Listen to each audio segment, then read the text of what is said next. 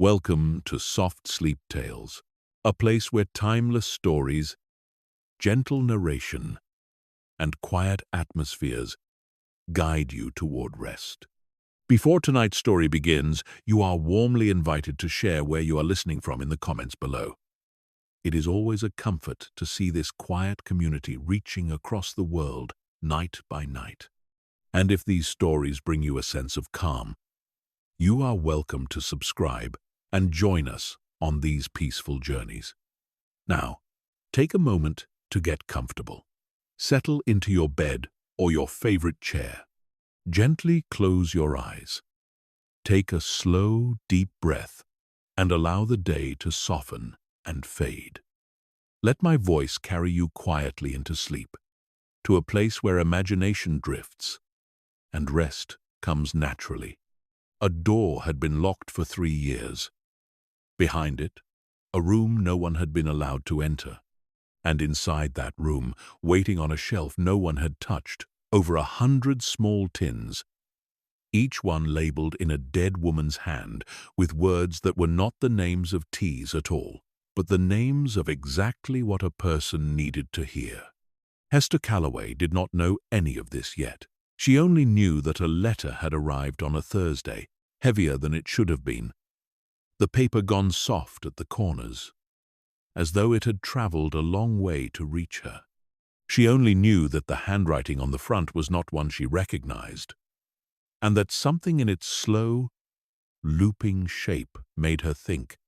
before she had even broken the seal of the sea. She turned it over twice before she opened it. Inside was a single sheet from a solicitor's office in Truro.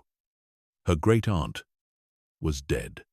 A woman named Morwenna Pentreath, whom Hester had met exactly once for a single week 30 years before, and had not seen or properly spoken to since. And somehow, impossibly, everything had been left to her. A tea house on the Cornish coast,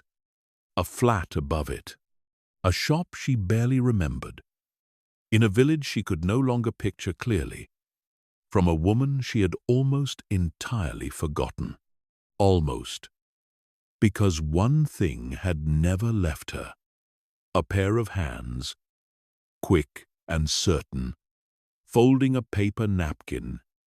into the shape of a swan. She did not yet know why that single memory had stayed with her for 30 years, when so much else about that week had not. She did not yet know that the answer to that question, and to a great many others, was sitting in a locked drawer beneath a counter 280 miles away, waiting for her in a fat green book she did not know existed. She read the letter 3 times at her desk that Thursday, and a 4th time on the bus home, and found that what she felt was not quite grief,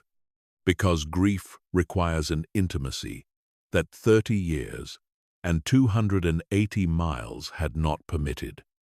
It was something else, a pull, the particular unsettled feeling of a door swinging open somewhere just out of sight. She was 31 years old. She had built, without quite noticing she was doing it, a life so orderly and so contained it required almost nothing of her beyond its own maintenance. She paid her rent on the 1st of the month. She watered a single fern on her windowsill, and sitting on that bus with the rain running sideways across the window, she understood, with a certainty that surprised her, that she had absolutely no reason not to go. The solicitor's office was reached 3 weeks later, on a morning of hard, bright, indifferent March sunshine, up a narrow staircase above a chemist's shop in Truro, where a Mr. Pengelly, a small, precise man, with the particular gentleness of someone who dealt often with the recently bereaved, explained the terms of the will in a voice that had clearly delivered similar news many times before and had learned to do it without disturbing the room's stillness. The property passed to her outright, he said. The stock, the fixtures, the lease being freehold, the contents of the flat above, and the tea-house's accounts, which he was obliged to tell her showed a small but steady loss over the past several years, though nothing, he added, that a person willing to give the place proper attention could not turn around. He slid a set of keys across the desk to her, an old iron ring holding 3 keys of different ages, and a single sealed envelope, her name written on the front in the same looping, unfamiliar hand from the solicitor's original letter, though he told her this one had not come from him. Her great-aunt had left it with him some years before, he said, with instructions that it be given to whoever inherited the tea-house, to be opened only once they had seen the place for themselves. Hester put the envelope in her coat pocket unopened. She had discovered, over the drive down from Paddington and the slow unfolding of Cornwall through the train window, fields going green, and then wild, and then coastal, the hedgerows lower and more wind-bent with each mile, that she had inherited more than a property. She had inherited a habit of her mother's, and her mother's mother's before that, which was the habit of putting difficult letters away unread until she was ready for them, and she found she did not want to break that habit now, in a solicitor's office above a chemist's, with the smell of eucalyptus lozenges drifting up through the floor.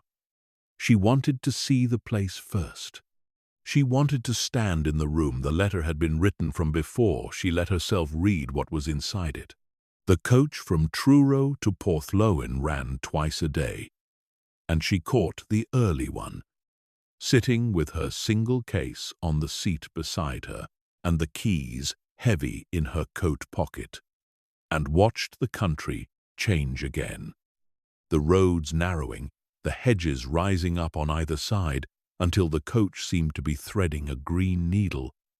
the sky visible only in a long pale strip directly overhead. She had forgotten, if she had ever properly known, how different this light was from London light, how it seemed to come from everywhere at once rather than falling from a single source, diffused and silvery, the particular Cornish quality of a sky that could not decide between rain and sun, and so offered a little of both at once, so that the hedgerows were lit from within, even as a fine mist beaded on the coach window. She thought of nothing in particular. She had found, in the 3 weeks since the letter, that her mind kept sliding away from the practical questions, the accounts and the lease, and the small but steady loss, and returning instead to fragments of that single childhood week. A swan folded from a paper napkin, a black cat, the particular ring of a small brass bell above a door. The coach set her down at the top of a hill above the village, the driver telling her, not unkindly, that this was as far as he went, that the lane down into Porthlowen was too narrow and too steep for anything larger than a car, and she stood for a moment at the top of that hill with her case in her hand and looked down at the place she now, apparently, owned a part of. Porthlowen sat in a fold of the coastline, the way a great many Cornish villages did, tucked into a natural harbour where 2 arms of rock reached out to hold the sea at a careful distance. Granite cottages rising in uneven rows up the slopes on either side, painted white and pale blue, and a soft, weathered pink, their roofs a patchwork of grey slate catching what light there was. Fishing boats sat tilted on the mud of low tide, resting on their sides like sleeping animals, their hulls, the faded reds and greens and blues of paint, applied many times over many years. Beyond the harbour wall, the sea itself was the colour of pewter under the moving sky, restless without being rough, the kind of sea that seemed to be simply going about its business rather than performing for anyone watching it. She walked down, The lane was steep and cobbled and narrow enough in places that she had to turn her case sideways to fit it past the low stone walls, and the sound of the sea grew steadily louder as she descended, joined gradually by other sounds: a dog barking somewhere behind a garden wall, a radio playing faintly through an open window, the particular ringing clatter of someone working on a boat down in the harbour. The smell changed too. The green hedgerow smell of the coach journey, giving way first to wood smoke, then to salt. Then, as she came around the final bend, where the lane levelled out along the harbour front, to something else, entirely, something warm and dry, and faintly sweet, threaded underneath the salt, a smell she did not place immediately, and then did, all at once, with a small shock of recognition that stopped her mid-step on the cobbles. Tea, dry leaves and bergamot and something floral she could not name. Old smoke curling up from a chimney that had clearly not drawn a fire in some time. The smell of it caught somehow, in the very stone of the building in front of her, released now by the damp morning air, the way the smell of a held breath is released when a door finally opens. The tea house stood exactly where she remembered it, though smaller than memory had made it, a low building of the same pale granite as its neighbours, 3 windows across the front at ground level and 2 above. A bow window at one end, filled with the ghosts of what had once been a display. Faded gingham, and the pale outline where sunlight had bleached a rectangle into the wallpaper behind it. A sign hung above the door on a black iron bracket, swinging very slightly in the wind off the harbour, though it had clearly not been touched by human hands in some time, the paint chipped and salt scoured, the lettering just legible enough to read. The Gull and Kettle, established in a year. The paint had worn too far to show. Beneath the shop sign, painted directly onto the stone in smaller, neater letters that had weathered rather better, someone had once written a single line: "Tea for those who need it, which way round that need is met." Hester stood on the cobbles below it for a long moment, her case still turned sideways in her hand, and found that she had no memory of reading those words as a child, though she felt, standing there now, as though she had always known them. The largest of the 3 keys fit the front door, though it took some persuading, the lock stiff with disuse, and when the door finally gave it, did so all at once, swinging inward with a small brass bell above it, ringing out into the empty room, bright and startling, and then, as it settled, oddly familiar, and Hester thought, standing on the threshold with the bell still trembling on its bracket, that she remembered that sound too, though she could not have said from where. The room beyond was dim, the curtains drawn across the bow window, but even in that half-light, she could see the shape of the place. A dozen small round tables arranged with the particular careless precision of a room that had once been used every day and had simply stopped being used, mismatched chairs pushed in against them, a long counter running along the back wall with a great copper urn sitting cold and dull upon it. And behind the counter, rising almost to the ceiling, shelf upon shelf of tea tins, dozens of them, perhaps more than 100, each one a different color and size and vintage, some clearly decades old, their painted labels worn soft with handling, others newer, brighter, more recently filled, and every one of them, Hester saw as she moved closer, carefully labeled in the same looping, unfamiliar hand from the letter, not with the names of teas she recognized from any shop she had ever been in, but with names that read more like small private poems. Rain on slate. The hour before the boats come in. For someone who has just said goodbye at the station. For a child who cannot sleep. She stood in front of the shelves for a long time, reading down them, tin after tin, the dust thick on her fingers where she touched the edges, and felt something in her chest that she did not immediately have a name for, a kind of vertigo, as though the floor had tilted very slightly beneath her. She opened the curtains, and the room changed entirely, the grey harbour light flooding in across the tables, catching the dust that hung suspended in the air, showing her the room properly for the first time. A floor of wide, dark, water-stained boards, worn pale in a path from the door to the counter, and in a wider patch before the great cold hearth at the room's far end, where a black iron kettle still hung from its hook above the ash, as though someone had simply stopped mid-task and never returned to finish it. There were photographs on the wall beside the hearth, a great many of them, in frames of different ages and styles, and Hester crossed to look at them properly, and found herself looking at decades of Porthlowan compressed into a single wall. Fishermen posed stiffly outside the tea-house in what must have been the 1930s, judging by their caps and their high-waisted trousers, a wedding party spilling out through the front door in the sunshine of some more recent summer, a group of children eating something from paper bags on the harbour wall, laughing at whoever held the camera.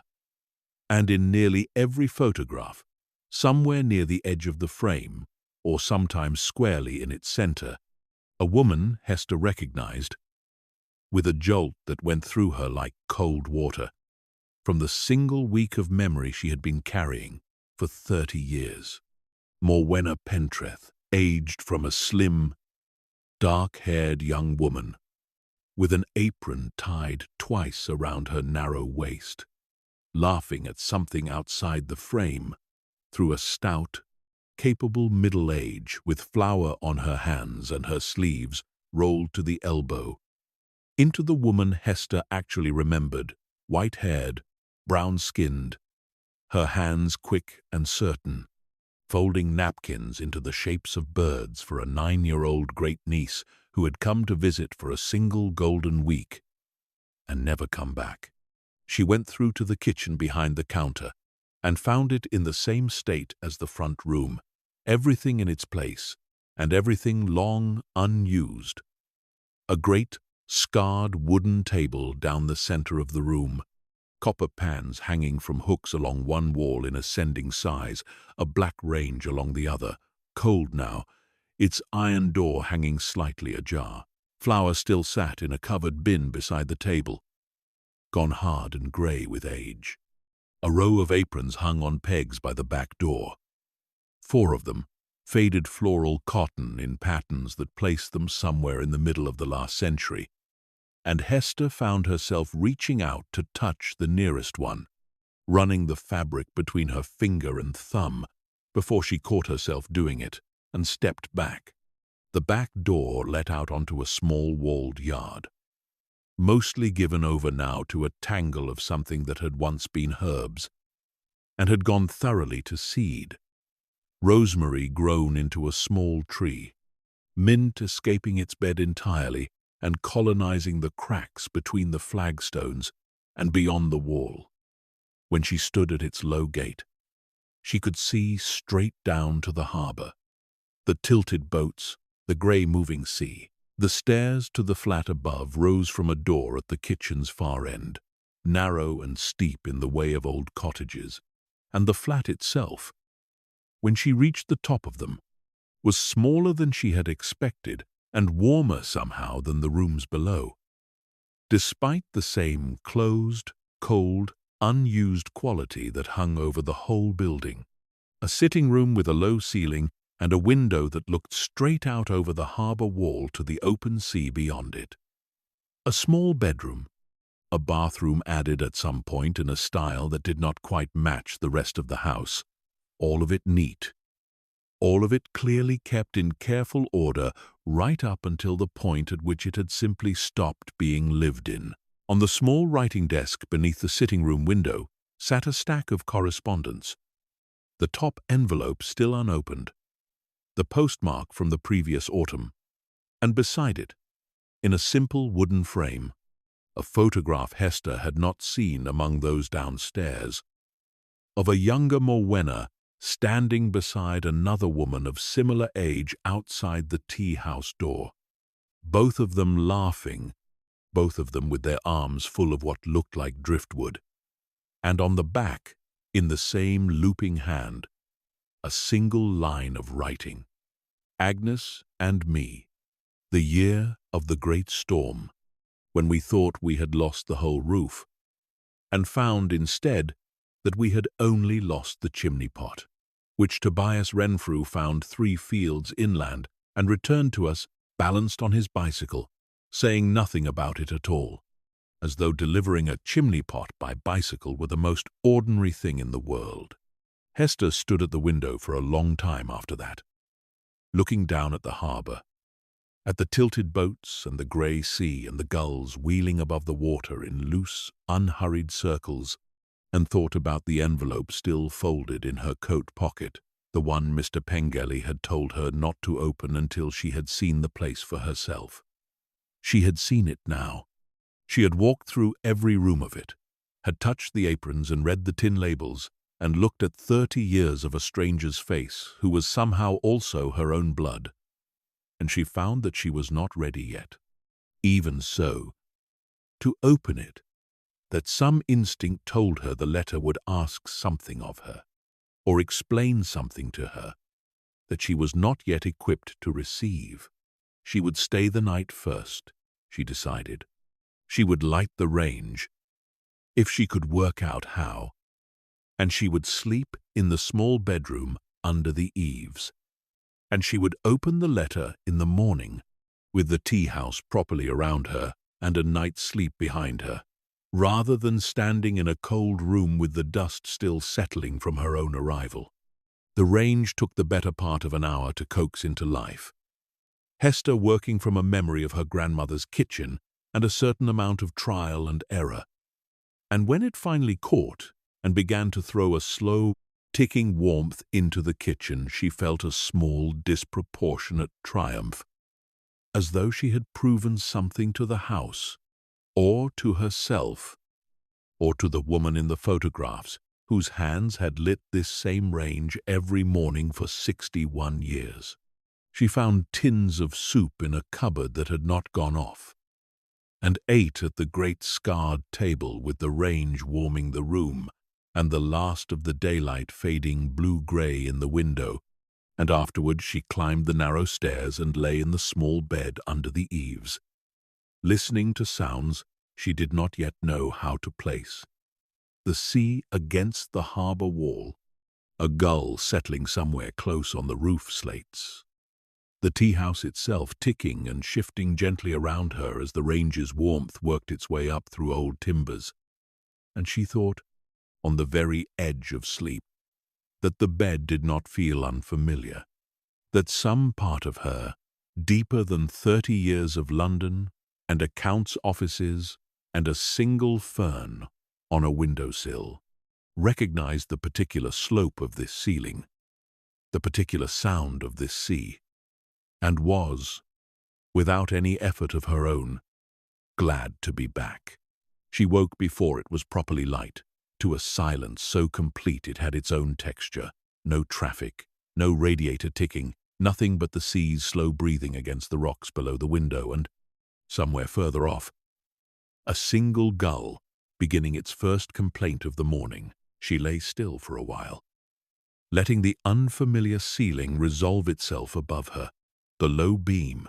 the small crack running from the window frame to the corner, and then she rose and dressed, and went down through the cold kitchen to the front room, where the grey pre-dawn light was just beginning to find its way through the bow window, picking out the shapes of the tables and the long shelf of labelled tins. And she sat at the nearest table with her coat still on against the chill, and took the envelope from her pocket at last, turning it over once in her hands the way she had turned over the solicitor's letter 3 weeks before. And then she opened it. The letter was written on the same cream paper as the one that had summoned her. 4 sheets folded together, the same looping, unhurried hand, filling each one edge to edge, and Hester read it slowly in the grey morning light. The tea-house silent around her, and found that her great-aunt's voice arrived on the page exactly as she remembered it, arriving in person all those years before.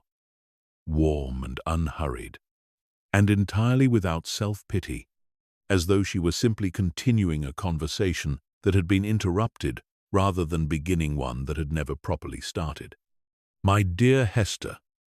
the letter began, "if you are reading this, then you have come, and you have seen the place, and I hope you have not been too alarmed by the dust, which I am afraid was rather beyond me these last few years, though I did try. I am writing this on a wet afternoon in October, with the fire going and Agnes's old cat asleep on the hearth. And I find I do not know how to begin telling you what I want you to know, so I will simply begin and trust that the rest will follow, the way it generally does. You will have found the tins by now, I expect, and wondered at the names. And I want to tell you that they are not fancy,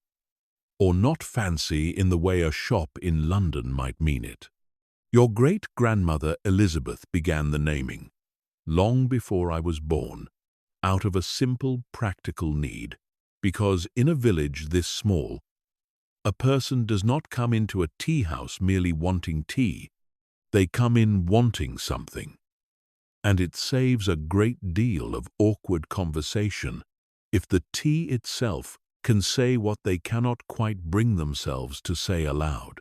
Rain on Slate is for the ones who need quiet more than they need company. A plain black tea with nothing added, meant to be drunk slowly at a window, for someone who has just said goodbye at the station, has ginger in it, and a little honey, because grief of that particular kind, the kind that has a train timetable attached to it, needs something to hold on to while the body catches up with what the mind already knows. I did not invent this system, Hester. I only kept it going, the way my mother kept it going before me, and her mother before her. And, I hope, though I have no right to hope it, that you might find some use in continuing it a little further, though I understand entirely if London has other plans for you, and I would not for the world have you feel obliged. What I most want you to know, though, is not about the tea at all, but about the ledger. You will find it, if you have not already, in the drawer beneath the counter where the till used to sit, a fat green book with a broken spine, and inside it you will find 61 years of my life recorded in a manner I am not entirely sure I can explain even to myself, though I have tried, over these last months, to write down some account of why I kept it, in case explaining it to you might help me finally understand it myself. It is not a diary, not in the ordinary sense. It does not concern itself with what I felt, or thought, or worried about, though heaven knows there was enough of all three across 61 years to fill a dozen such books. It concerns itself instead with who came through that door, and on what day, and what I gave them to drink, and, very occasionally, when it seemed to matter, why. I began it in the spring of 1963, 3 months after I took the shop over from my mother, when a fisherman named Idris Pascoe came in on the worst morning of his life, and I did not know what to give him, and stood behind that counter feeling entirely useless in the face of his grief, and resolved, once he had gone, that I would never again be caught without knowing what a person needed, simply because I had not thought to ask, or to remember, or to write it down. I do not know what you will make of it, Hester. I have thought a great deal these last few years about who would eventually read it, and whether they would find in it what I found, which was, over time, a kind of map, not of the village exactly, though it is that too, but of the particular way that people carry their weather inside them,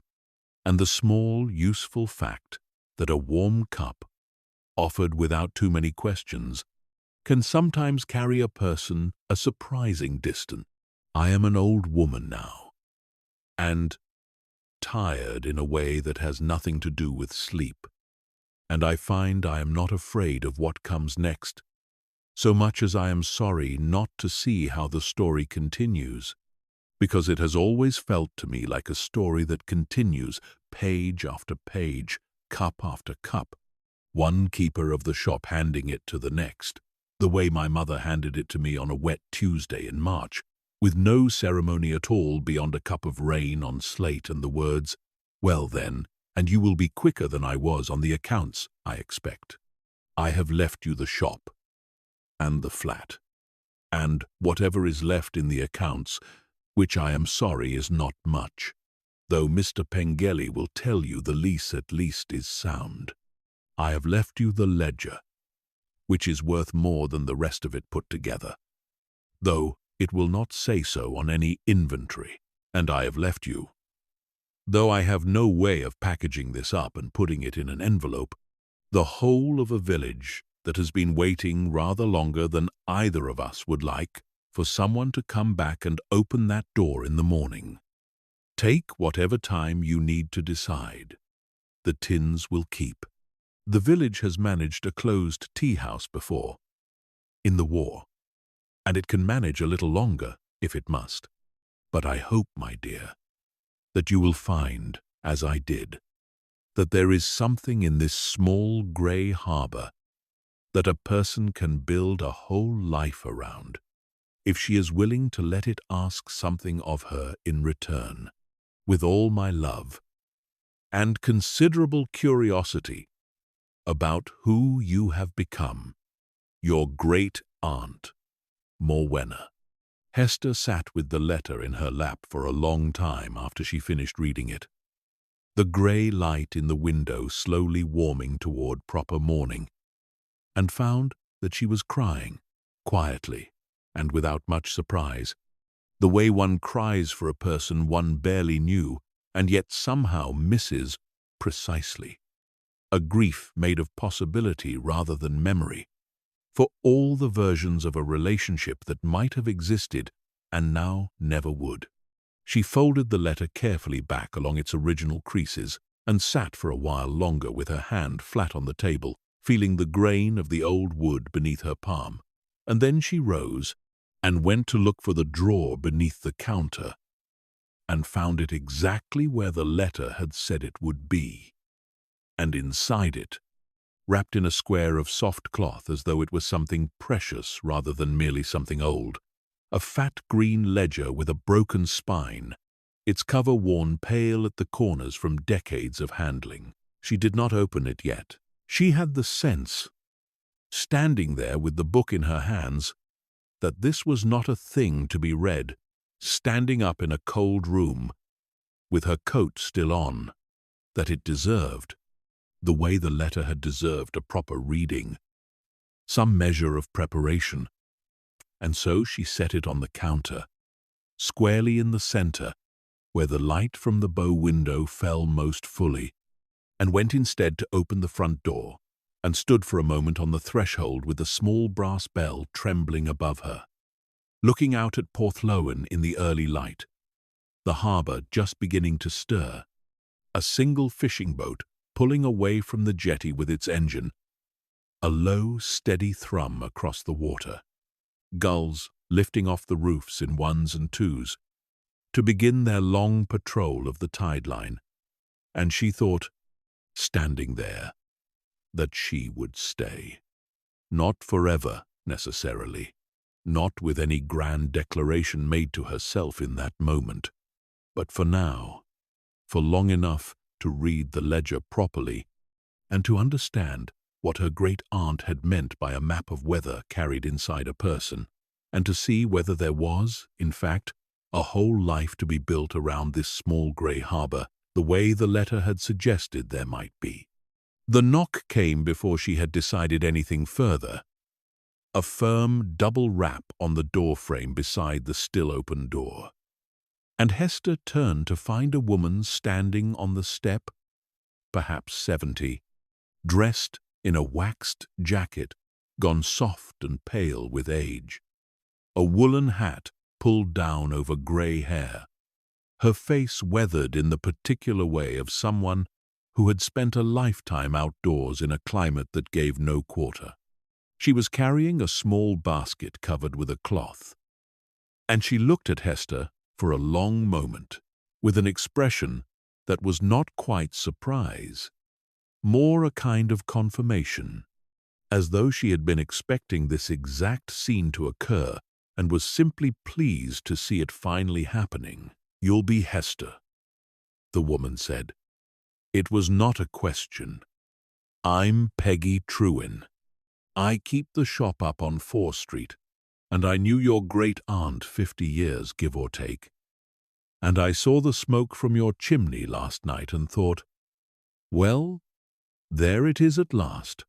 And I baked you a loaf this morning so you wouldn't have to think about it." She held out the basket, and Hester took it, feeling the warmth of the bread still coming through the cloth, and found she did not know what to say, and so said only "thank you," which seemed to satisfy Peggy Trewin entirely,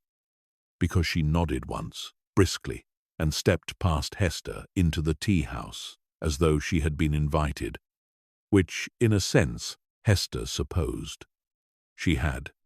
Peggy stood in the middle of the front room and looked around at the tables and the shelf of tins and the cold hearth, with an expression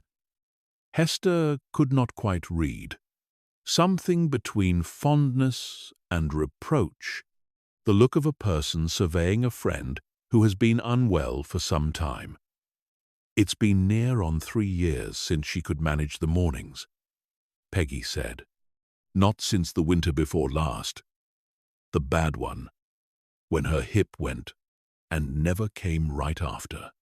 We took it in turns after that, some of us, bringing her meals, sitting with her of an evening. But the shop itself, well," she looked at Hester directly then, "there's not a soul in this village who hasn't missed that door being open, my love. And I'll say that plainly, because I think you ought to know it, whatever you decide to do about it. But I'll not stand here telling a stranger her business on her first morning. She's fresh off the coach and full of a dead woman's letter, most likely, and doesn't need Peggy Trewin adding her own opinions on top of it." Hester found herself laughing, a small, startled sound, the first she had made since Truro, and Peggy's weathered face creased into something that was almost a smile in return. "I did have her letter, as it happens," Hester admitted. "This morning. I haven't quite recovered from it yet." Peggy nodded slowly, as though this were exactly the answer she had expected, and said, "No, I don't imagine you have. She was not a woman who wrote a short letter when a long one would do, your great-aunt. I remember the year she wrote to the parish council about the state of the harbour steps, 4 pages, and every sentence of it true and every sentence of it entirely unnecessary, and they fixed the steps within the fortnight.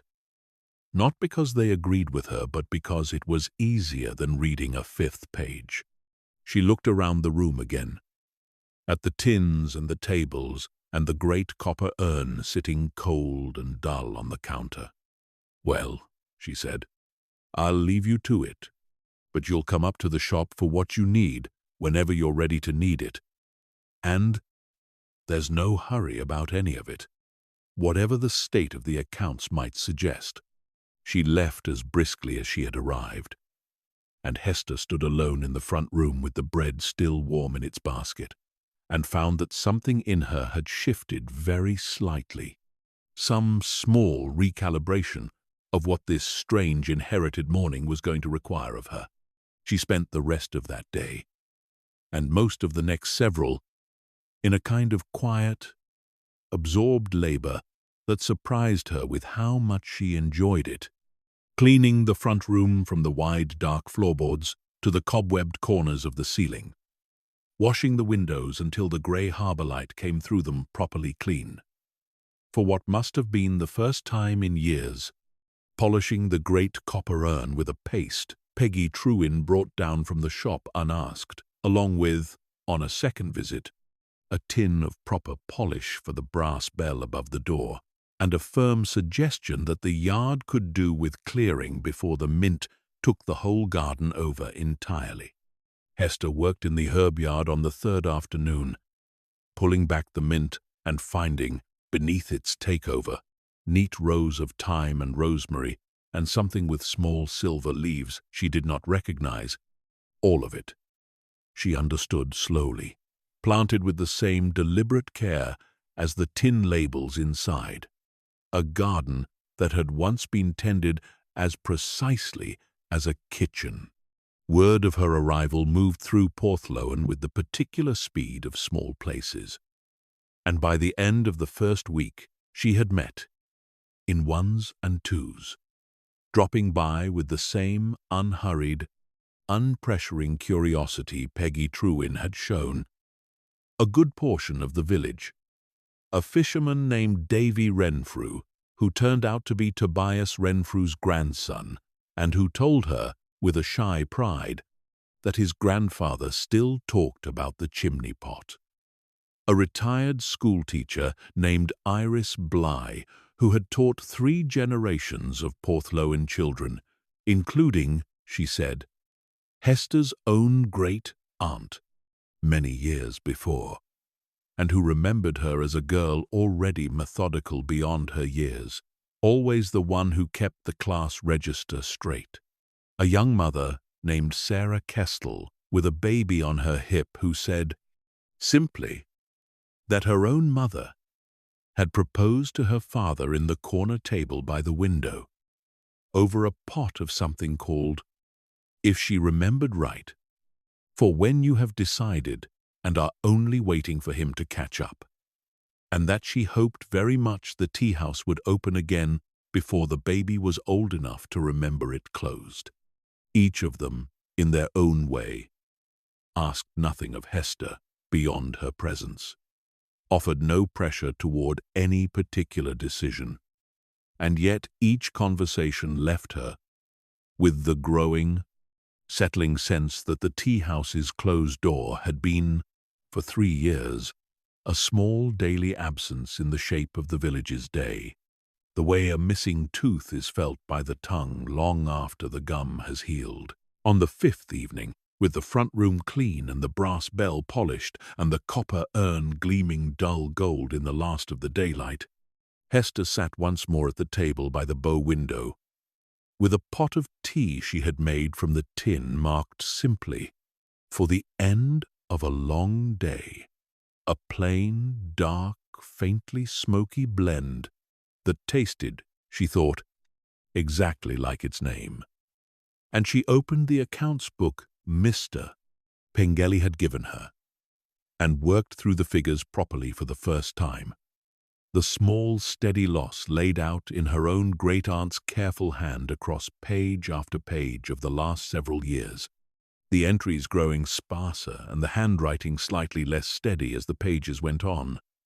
until the final entries, dated the autumn before last, stopped altogether, mid-column, as though the pen had simply been set down one day and never picked up again. Hester sat with the book open on the table for a long time after that,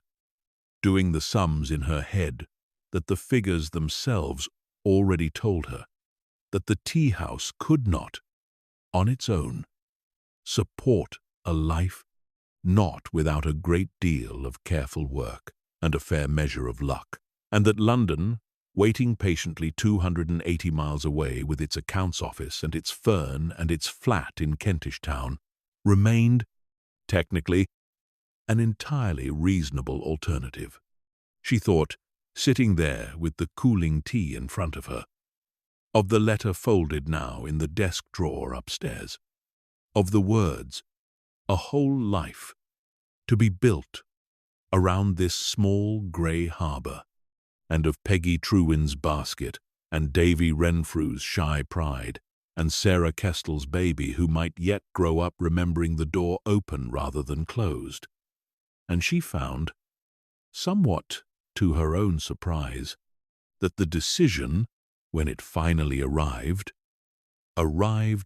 without much drama at all. The way a tide turns, not with any single dramatic moment, but simply because the accumulated weight of small water has reached the point where it must.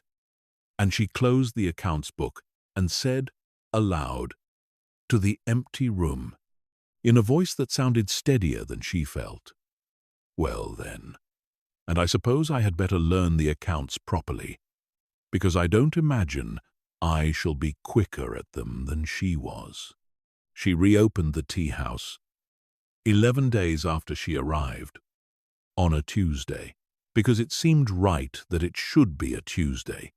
and she spent the whole of the day before in a state of nervous, methodical preparation that reminded her,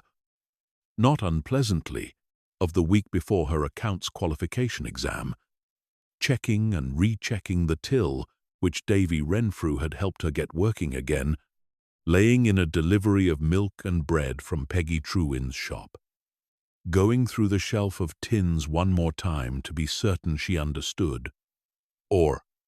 understood enough, which names went with which blends and which occasions, though she knew already that she would be learning this properly only through the slow accumulation of mornings, the way her great-aunt must have learned it, one customer and one cup at a time. She lit the range before dawn on the Tuesday itself, and set the kettle to heat, and unlocked the front door and propped it open despite the March chill, because it seemed important, somehow, that the village should be able to see, from a distance, that the door stood open. And she stood behind the counter in one of the faded floral aprons from the pegs by the back door, feeling the fabric settle around her with a familiarity she had not earned and did not entirely understand, and waited. The first customer through the door, at 7 minutes past 8, was Tobias Renfrew himself, 81 years old, and moving carefully with a stick, who stood in the doorway for a long moment, looking at the room, at the polished bell and the clean windows and the tables set with their mismatched chairs, before he came forward and said, in a voice thick with something he did not name, "Well, Morwenna, look at that," and then seemed to catch himself, and looked at Hester instead, and said, "Forgive me, my dear old habits," and asked, in a voice gone carefully ordinary again, whether she might do him a pot of the usual, and when Hester, not yet knowing what the usual was, admitted as much, he told her gently that it was a tin marked simply "Morning," same as always, 3rd shelf, 2nd from the left, and that he had drunk it every morning for the better part of 40 years, and would be glad to see the day begin the same way it always had, if she didn't mind. She found the tin and made the pot, her hands remembering somehow the motions of it, warming the pot first, the leaves measured by eye rather than by any written instruction, and she carried it to Tobias Renfrew's table, the same corner table by the window. She understood, without being told, that he had always taken, and set it down before him with a small ceremony she had not planned, but that felt, in the moment, entirely necessary, and he thanked her, and poured his own cup with the unhurried confidence of long practice, and drank it looking out at the harbour. And Hester, standing behind her counter, with the whole quiet weight of that first morning settling around her. Understood, in a way she had not fully understood from the letter alone, exactly what her great-aunt had meant. The weeks that followed settled into a rhythm Hester found herself sinking into with a readiness that surprised her. The range lit before dawn, the door propped open by 7,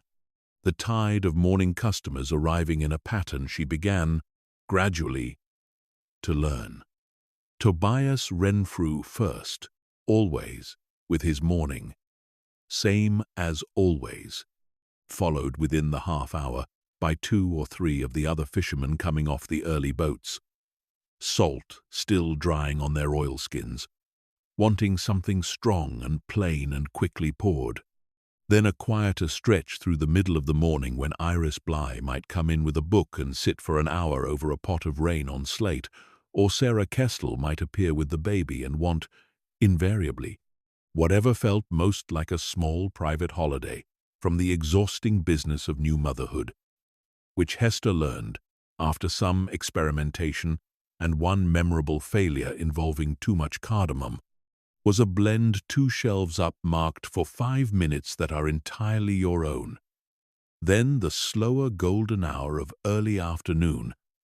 when visitors from beyond the village, walkers come down off the coast path, occasionally found their way in, and sat marveling, without quite knowing why, at how comfortable the small room made them feel, though none of them, Hester noticed, ever seemed to notice the names on the tins, or to think it strange that the woman behind the counter should ask, gently, what kind of day they were having, before recommending anything at all. She had not yet opened the ledger. It sat on the shelf beneath the counter where she had placed it that first grey morning, wrapped still in its square of soft cloth, and she found, in the busy, accumulating weeks of relearning a trade she had never properly known she possessed, that she kept deferring the moment of opening it, the way she had deferred opening the solicitor's second envelope, some instinct telling her, again, that it was not a thing to be approached carelessly, in a spare 5 minutes between customers, but required its own proper time, undisturbed, the way her great-aunt's letter had described its writing, a wet afternoon with the fire going, and nothing else demanding her attention. That afternoon arrived on a Sunday in the middle of April, when the tea-house was closed by long-established village custom, and the rain that had been threatening all week finally came in off the sea in earnest, drumming against the bow window in long grey sheets. The harbour beyond it reduced to a smudged suggestion of boats and water. Hester lit the range and made herself a pot of something plain, not troubling to look up its name, and sat at the counter with the ledger finally unwrapped in front of her, its broken spine cracking very slightly as she opened the cover, releasing a faint smell of dust and old paper, and, underneath that, unmistakably, tea, as though the book itself had absorbed 6 decades of the shop's particular atmosphere into its very binding. The first page was dated the 14th of March, and the entry, in a hand younger and slightly less certain than the one Hester had come to know from the letter, but recognizably the same, read simply, Idris Pascoe, this morning, first thing. His boat, the Marged Anne, lost with all hands, save himself 3 days past, off the point, in the storm. He came in and stood at the counter, and did not ask for anything, only stood there, and I did not know what to give him, and gave him nothing but sat him down and stayed beside him an hour, saying very little, and afterward thought, all the way home, that I ought to have known what to give him, that a person in this village should never again come through that door and find the person behind the counter without an answer. I do not yet know what that answer would have been. I mean to find out. I mean to keep account of it from now on, so that I am never again caught the way I was caught this morning, useless in the face of a man's whole life, having gone down with a boat. Beneath that first entry, dated a week later, was a second. Idris Pascoe, again, this morning. Gave him a plain black tea with a great deal of sugar, more than I would ordinarily allow anyone, because it struck me that a man in his state needed something simple and warm and sweet more than he needed anything clever, and he drank 2 cups and said very little, but sat longer than he had the week before. And when he left he thanked me, which he had not done the first time, and I have written this down because I want to remember it, that the sugar mattered, that simple and warm and sweet was the right answer, at least for the 3rd week after a thing like that. I have named this blend, in my head if nowhere else yet, for what Idris needed, though I expect I shall find, over time, that a good many people need the same thing after their own kind of loss, and the name will have to grow to hold them all. Hester read on, the rain still drumming steadily against the window, the range ticking in the kitchen behind her, and found the entries accumulating in front of her, not as a diary in any ordinary sense, but as something closer to a long, patient study. Page after page, the same handwriting maturing slowly across the years into the fuller, more confident script of the letter, recording, sometimes in a single line and sometimes across half a page, the small daily traffic of grief and celebration and ordinary weather that had passed through the tea-house door across 6 decades. A wedding announced in June of 1964, the blend served in celebration noted, along with the observation that the bride's mother had cried into her cup and had to be given a second, a boy gone off to his first term at sea in the autumn of the same year, given something warming and slightly spiced, the entry noting that his mother had come in alone the day after his boat left and asked, without preamble, for the same thing her son had drunk, as though drinking it herself might somehow keep them connected across the water. A long, difficult winter in 1967, when the harbour froze for the first time in living memory and half the village seemed to pass through the tea-house door at some point or another. The entries from those months clustered thick with small variations on warmth and comfort. Ginger and honey and cinnamon in shifting combinations, as though Morwenna had been conducting, across that whole hard season,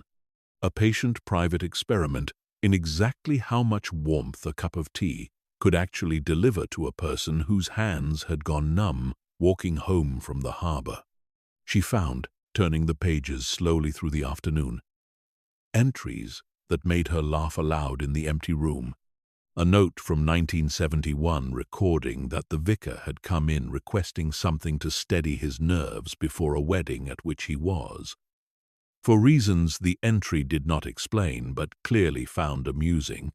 more nervous than either the bride or groom, and had been given, the entry noted with evident satisfaction, a plain chamomile with absolutely nothing added, because the poor man did not need steadying so much as he needed someone to stop taking his nerves quite so seriously.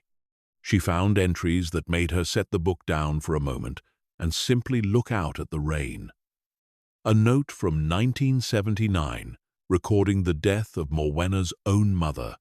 brief and controlled in a way that seemed, to Hester, to be holding a great deal very carefully in check. My mother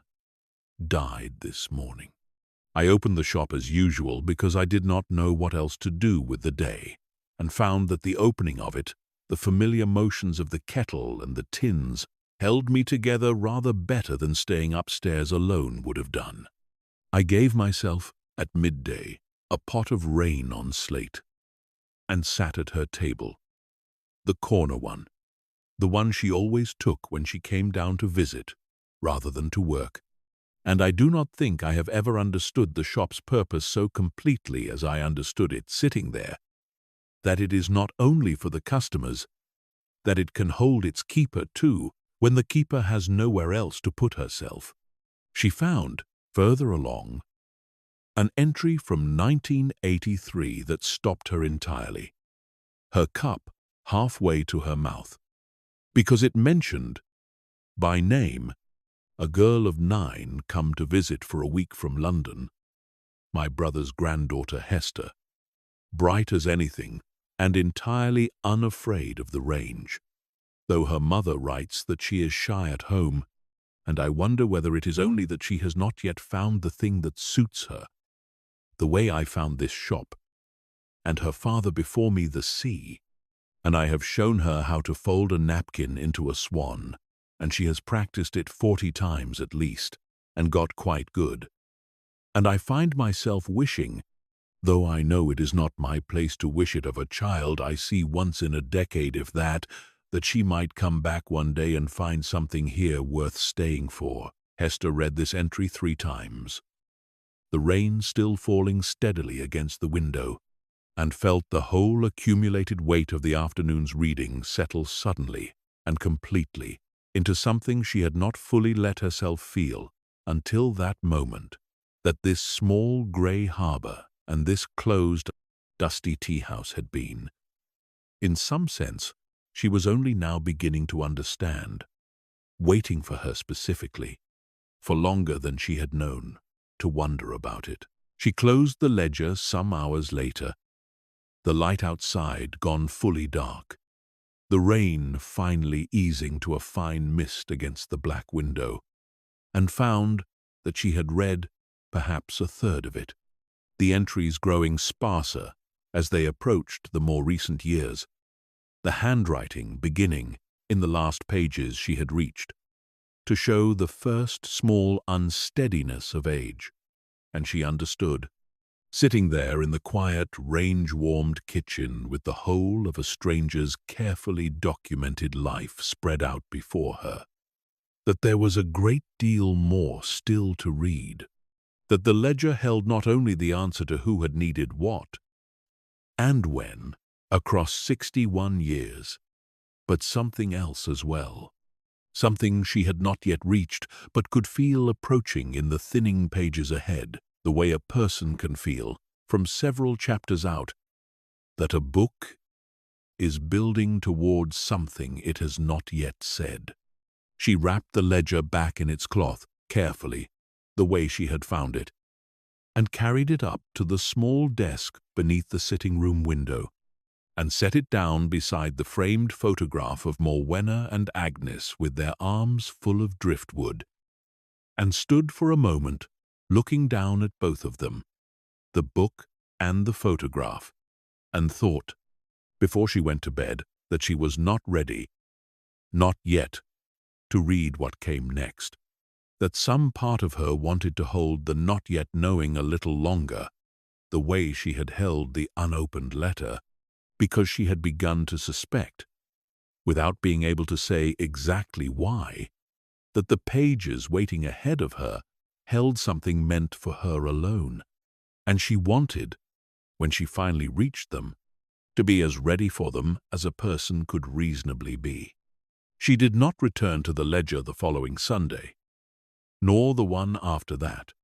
finding instead that the ordinary business of running the tea-house filled the weeks with a momentum of its own, the mornings arriving each time a little more familiar, the faces at the tables a little more known to her, until she found she could predict, most days, who would come through the door, and roughly when, and had begun, without quite deciding to, keeping small private notes of her own in the back pages of the till book, not yet in the ledger itself, which still felt too solemn a thing to add to lightly,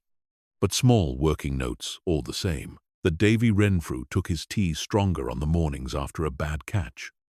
that Sarah Kessel's baby had begun, at last, to sleep through, and that the whole tenor of Sarah's 5 minutes that are entirely your own had shifted. In the weeks since, from something urgently needed to something more like a small, ordinary treat, and Hester found herself wondering whether her great-aunt had noticed such shifts too. Across 61 years,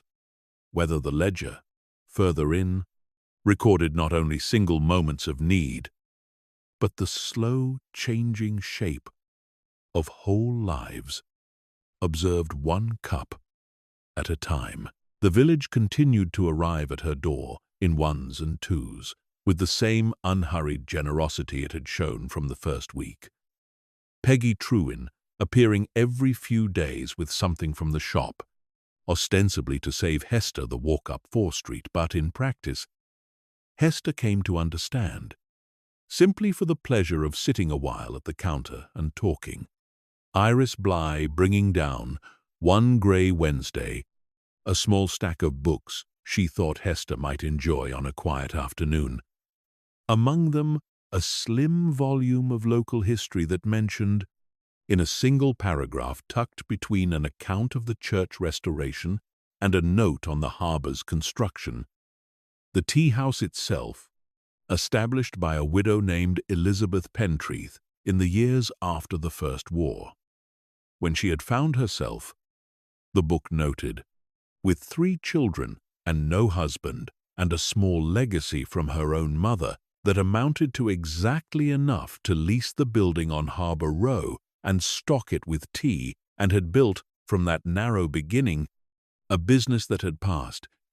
in the 80 years since, from mother to daughter 3 times over, a small, unbroken line of women keeping a single door open through storms and wars and the ordinary erosions of time.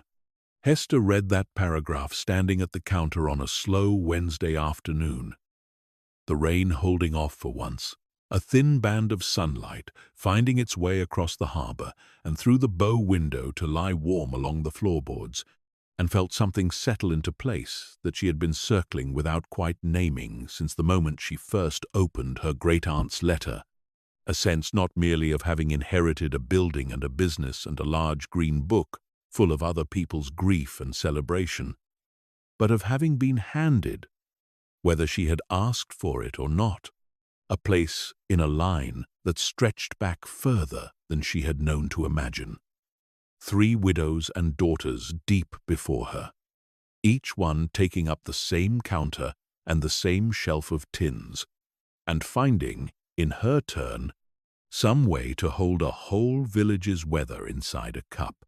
It was on a morning near the end of April, warm enough at last, that she had propped the door fully open and let the smell of the sea mingle properly with the smell of the shop, that Tobias Renfrew, arriving as always first and taking his corner table as always, said something that stayed with her through the rest of that day and the days that followed it. He had finished his morning, same as always, and sat for a while longer than usual looking out at the harbour. And when Hester came to clear his cup, he said, without turning from the window, "Do you know, my dear, I did not think this door would open again. I had made my peace with that, or told myself I had. The way a person tells himself a good many things in order to get through a morning. And then I saw the smoke from the chimney that first evening, and I thought, well, there it is. Someone has come. And I did not let myself hope too much, because hope is a costly thing at my age, and I have learned to spend it carefully. But I will tell you now, since I did not tell you that first morning, that watching you behind that counter these last weeks has been like watching a tide come back in after a long, low water, gradual and certain and entirely unremarkable in itself, and yet somehow, taken all together, the most remarkable thing I have seen in some years. He turned from the window then and looked at her directly, his eyes pale and steady in his weathered face, and said, "She would be glad, Hester. I want you to know that. Whatever else you are carrying about all this, and I can see you are carrying something, she would be glad. And I do not say that lightly, because I knew her the better part of my whole life. And I know what would have made her glad and what would not. And this, he gestured at the room around them.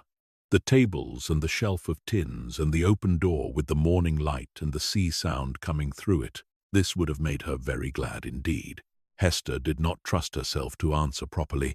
and so said only "Thank you, Tobias,"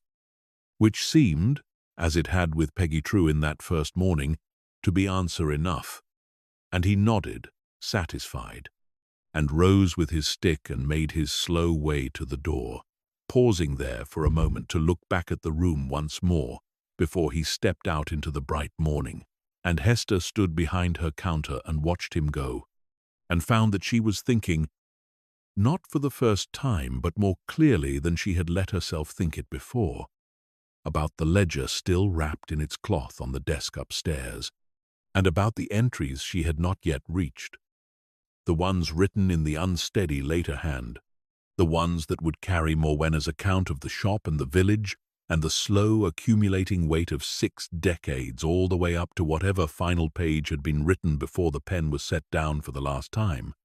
And she understood, standing there in the doorway's morning light with the smell of salt and tea mingling around her, that she could not put off reading them much longer, that whatever waited in those final pages had been waiting, in its own patient way, for her specifically, for longer than she had known to wonder about it, and that the next quiet Sunday the rain came in off the sea, she would go back to the desk beneath the window and unwrap the cloth and read on. The rain came back the following Sunday, as though the weather itself understood what was expected of it, arriving overnight and settling into the same steady grey drum against the bar window that had accompanied Hester's first reading of the ledger. And she woke to the sound of it with a sense of quiet inevitability, dressing and going down through the cold kitchen and lighting the range before she allowed herself to think too directly about what the day held, the way a person might busy their hands before a difficult conversation. She made a pot of the plain tea again, not troubling this time even to glance at its name, and carried the ledger down from the desk beneath the sitting-room window, unwrapping it at the counter with the same care she had shown the first time, and found her place among the pages by the folded corner she had left as a marker, somewhere in the middle 1980s, not far past the entry that had stopped her cold the previous Sunday, the one that named her 9 years old and unafraid of the range. She read on through that morning with the rain steady against the glass, and found the ledger's character shifting subtly as the decades advanced, the entries growing, if anything,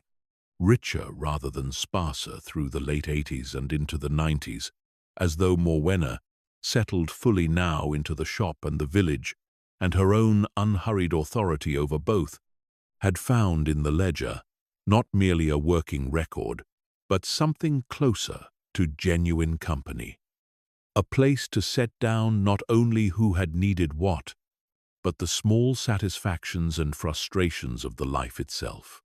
There were entries about difficult customers handled with a patience that read,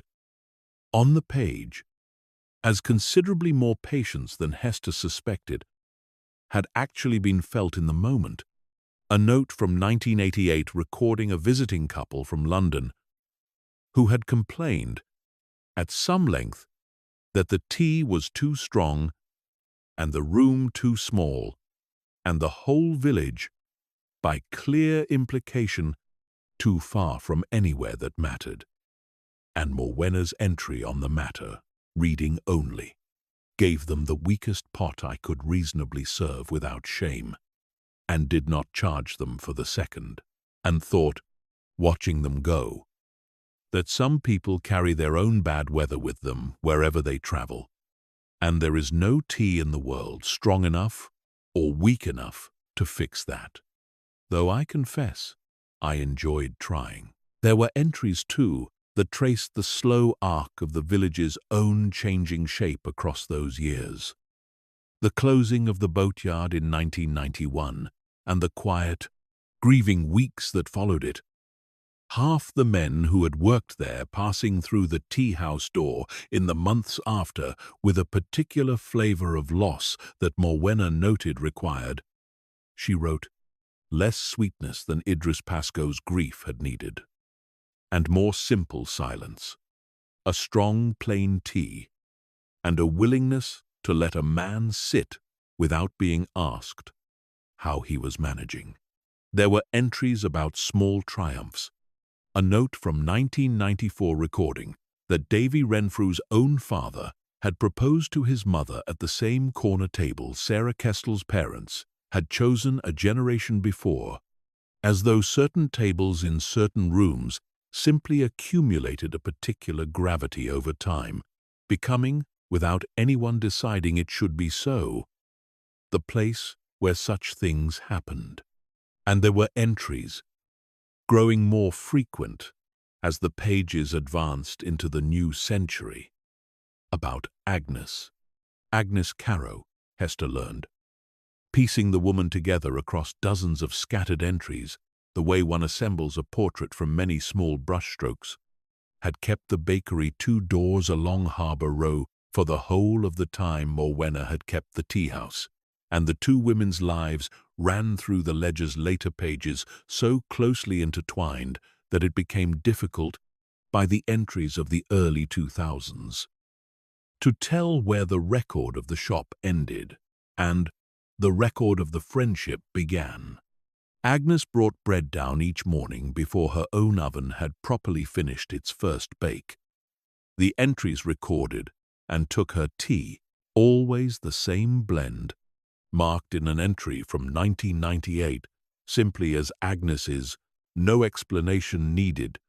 a plain, strong tea with a particular measure of milk that Morwenna noted she had long since stopped bothering to write down because her hands simply knew it by now, the way a person's hands know a well-worn path in the dark. There was an entry from 2003 recording, with evident delight, that Agnes had finally, after years of gentle argument on Morwenna's part, agreed to let her display a basket of the morning's bread on the tea-house counter for sale alongside the tea, so that a customer wanting both need not walk the length of Harbour Row twice. And the entry noted, with a small flourish of satisfaction, Hester could feel, even across the page, that this arrangement had, within a month, become so popular that Agnes had begun baking an extra batch specifically for the tea-house counter, and that the 2 of them had taken, without quite deciding to closing up together most evenings and sitting a while at the corner table with whatever remained of the day's pot between them, putting the whole village's business to rights before either of them went home. Hester found the storm entry near the middle of the ledger's later third, dated to a week in October she did not know the year of until she checked the entry above it and read it with the same close attention she had given every other page, though this one held a different weight, because she recognized in it, before she had finished the first line, the story behind the framed photograph upstairs, the 2 women with their arms full of driftwood, laughing. The worst storm in memory came through last night, the entry read, taking the chimney clean off and half the roof slates with it. And I confess, I did not sleep at all. Sitting up in the kitchen with the range going and listening to the wind try the shutters like something with intentions of its own, and thinking more than once that I was too old to be doing this alone, and might have said so aloud to an empty kitchen if I had thought anyone would hear it. Agnes came at first light, before the wind had even properly dropped, having walked the length of Harbour Row through debris that would have kept a more sensible woman indoors, and did not ask whether I was all right, only came in and put the kettle on herself, in my own kitchen, in my own shop, as though she had been doing it her whole life, rather than simply for the 20 years we have known each other. And we went out together once the worst had passed, and gathered what driftwood had washed up against the harbour wall. Not for any practical reason, I think, but because it seemed important to do something with our hands while we waited to learn how bad the damage really was. And Tobias's grandson took our photograph, laughing, with our arms full of wood we had no earthly use for. And I do not know why that photograph should mean as much to me as it does, except that I look at it now and think, there, that is what it looks like when a person is not alone in a thing. The entries following the storm carried a warmth Hester had not noticed quite so clearly in the earlier pages. The two women's daily rhythm of bread and tea and evening conversation, recorded now with an ease that suggested decades of practice. And Hester read on through the rest of that grey Sunday, the rain never quite letting up, finding herself laughing aloud more than once at some dry observation of Morwenna's about a difficult customer or an argument with the parish council, and finding herself, once or twice more, setting the book down and simply looking out at the rain, when an entry carried more weight than its brief length seemed to warrant, a note from some ordinary Tuesday recording only that Agnes had seemed tired lately, and that she had made her, unasked, an extra strong pot before she opened the bakery, and hoped it would help, though she suspected, the entry admitted, that what Agnes actually needed was simply to not be 74 years old with a business to run alone, and that no tea in any tin on any shelf could fix that particular problem. However much a person might wish otherwise, it was in the ledger's final quarter, the pages growing visibly thinner beneath her right thumb now, the handwriting beginning to show the first unmistakable signs of an older, less steady hand, that Hester reached the entry recording Agnes's death, and she read it slowly, twice, the rain outside finally beginning to ease toward the softer grey drizzle of late afternoon. Agnes died this morning, quietly, in her sleep, in the room above the bakery she had kept for 53 years. And I am the one who found her, because I always go up the back way of a morning now that neither of us moves as quick as we once did. And I knew before I reached the top of the stairs, the way you know these things, some change in the quality of the silence that a person's body makes, even in sleep. I have made myself a pot of the tea I gave Idris Pascoe all those years ago, plain and strong and a great deal of sugar, because I find I am my own Idris Pascoe this morning, standing at my own counter not knowing what to give myself, and thinking that I ought to know, after 60 years of writing this book, and finding that I do not,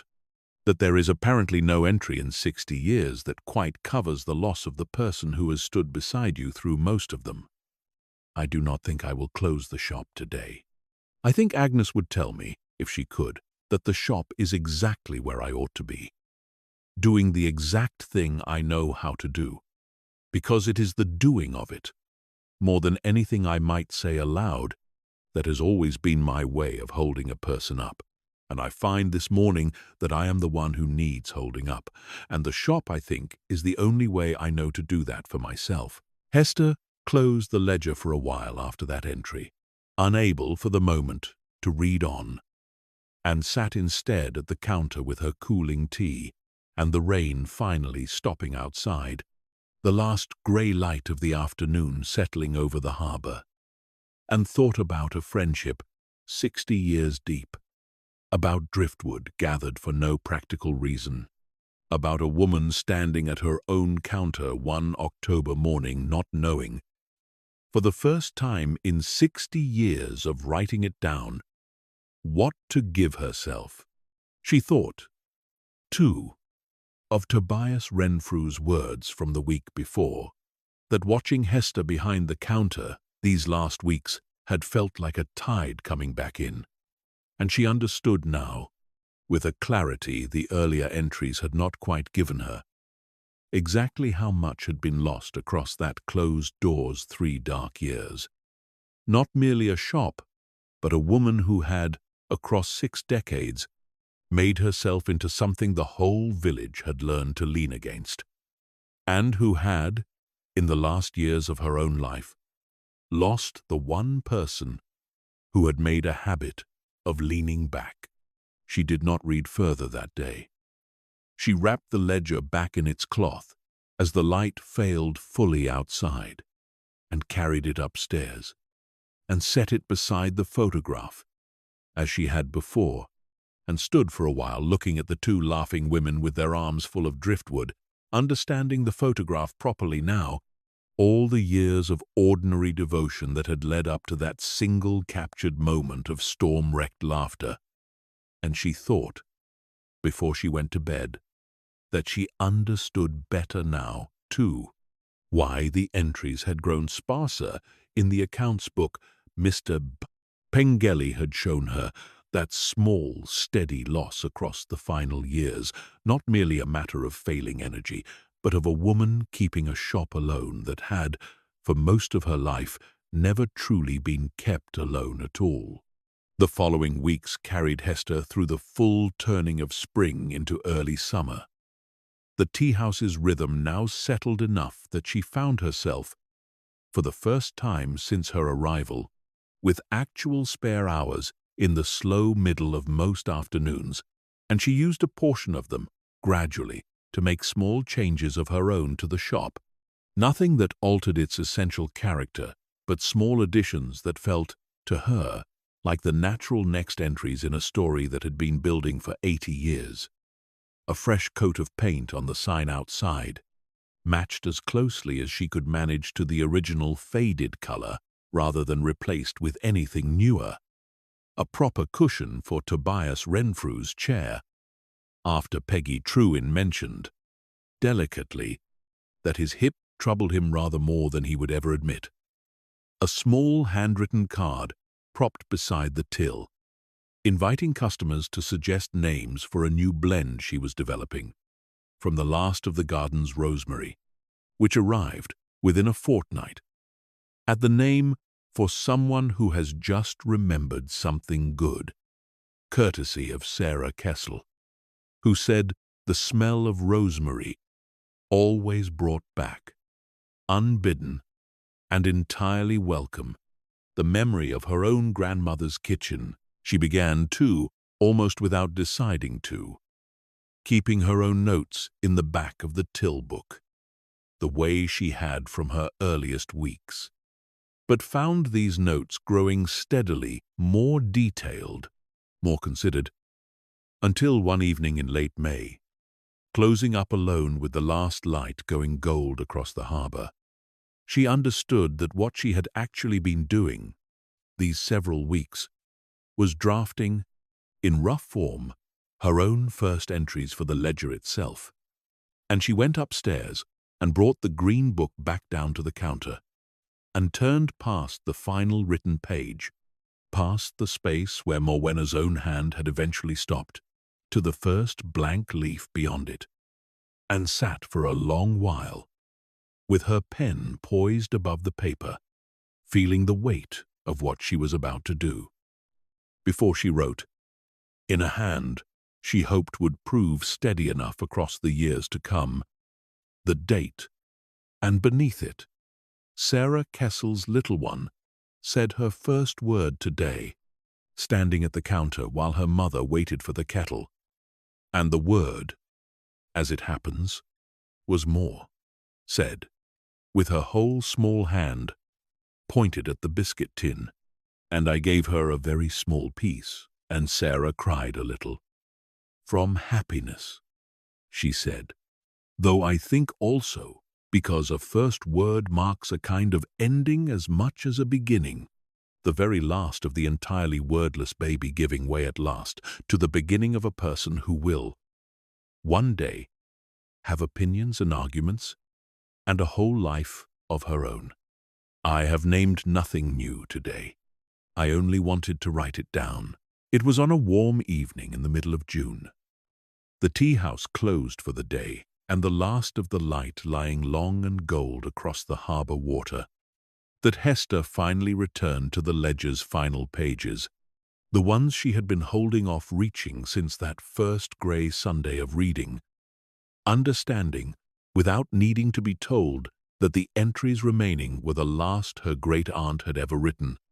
and that whatever they held would be the closest thing to a final conversation the two of them would ever have.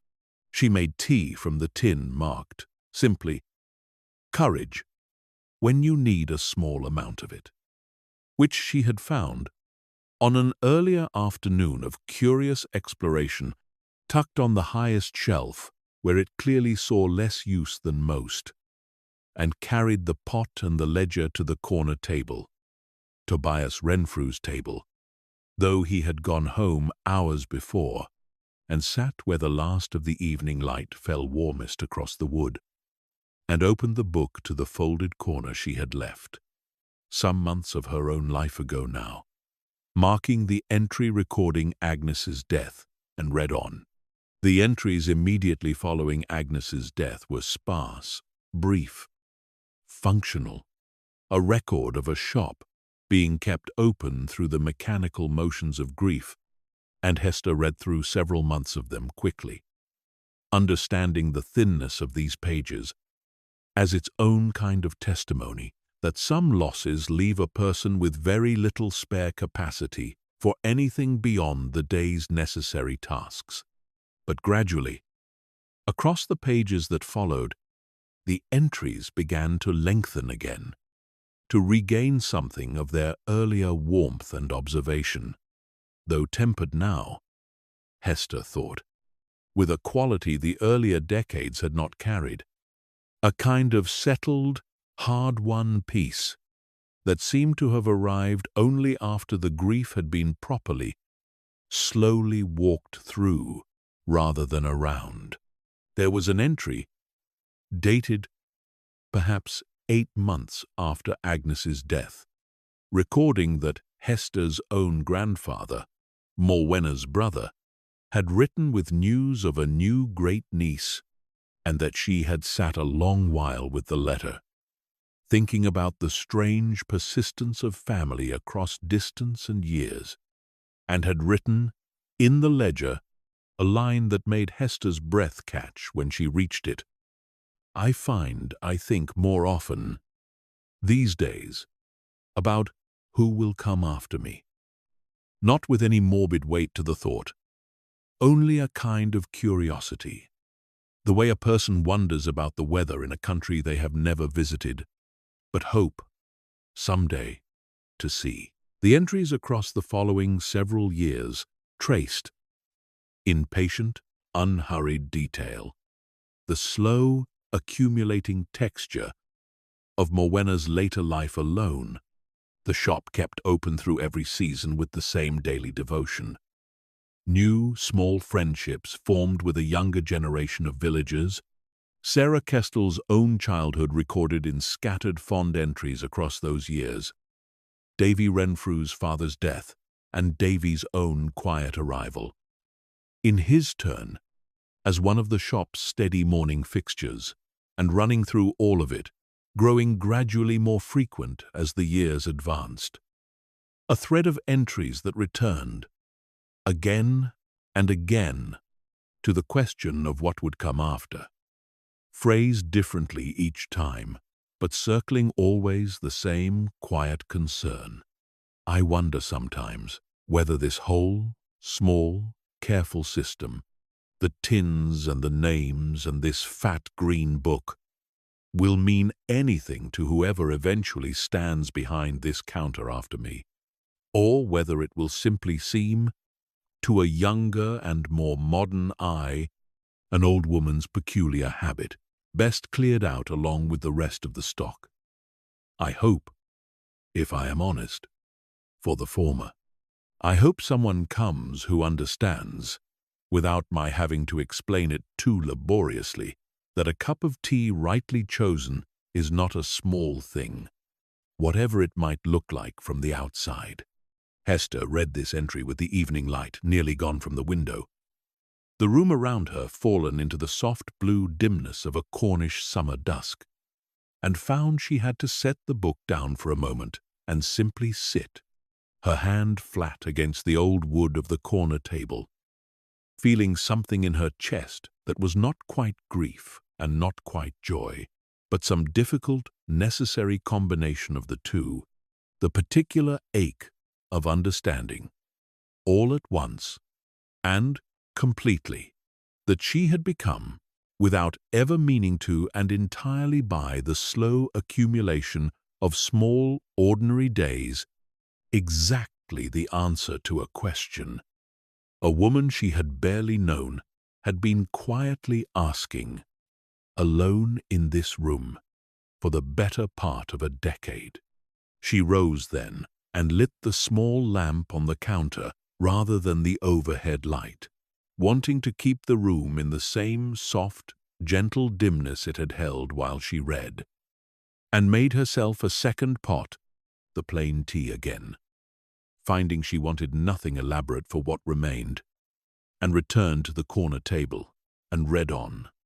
the entries now visibly nearing their end, the space remaining on each page shrinking, the handwriting growing smaller and more careful,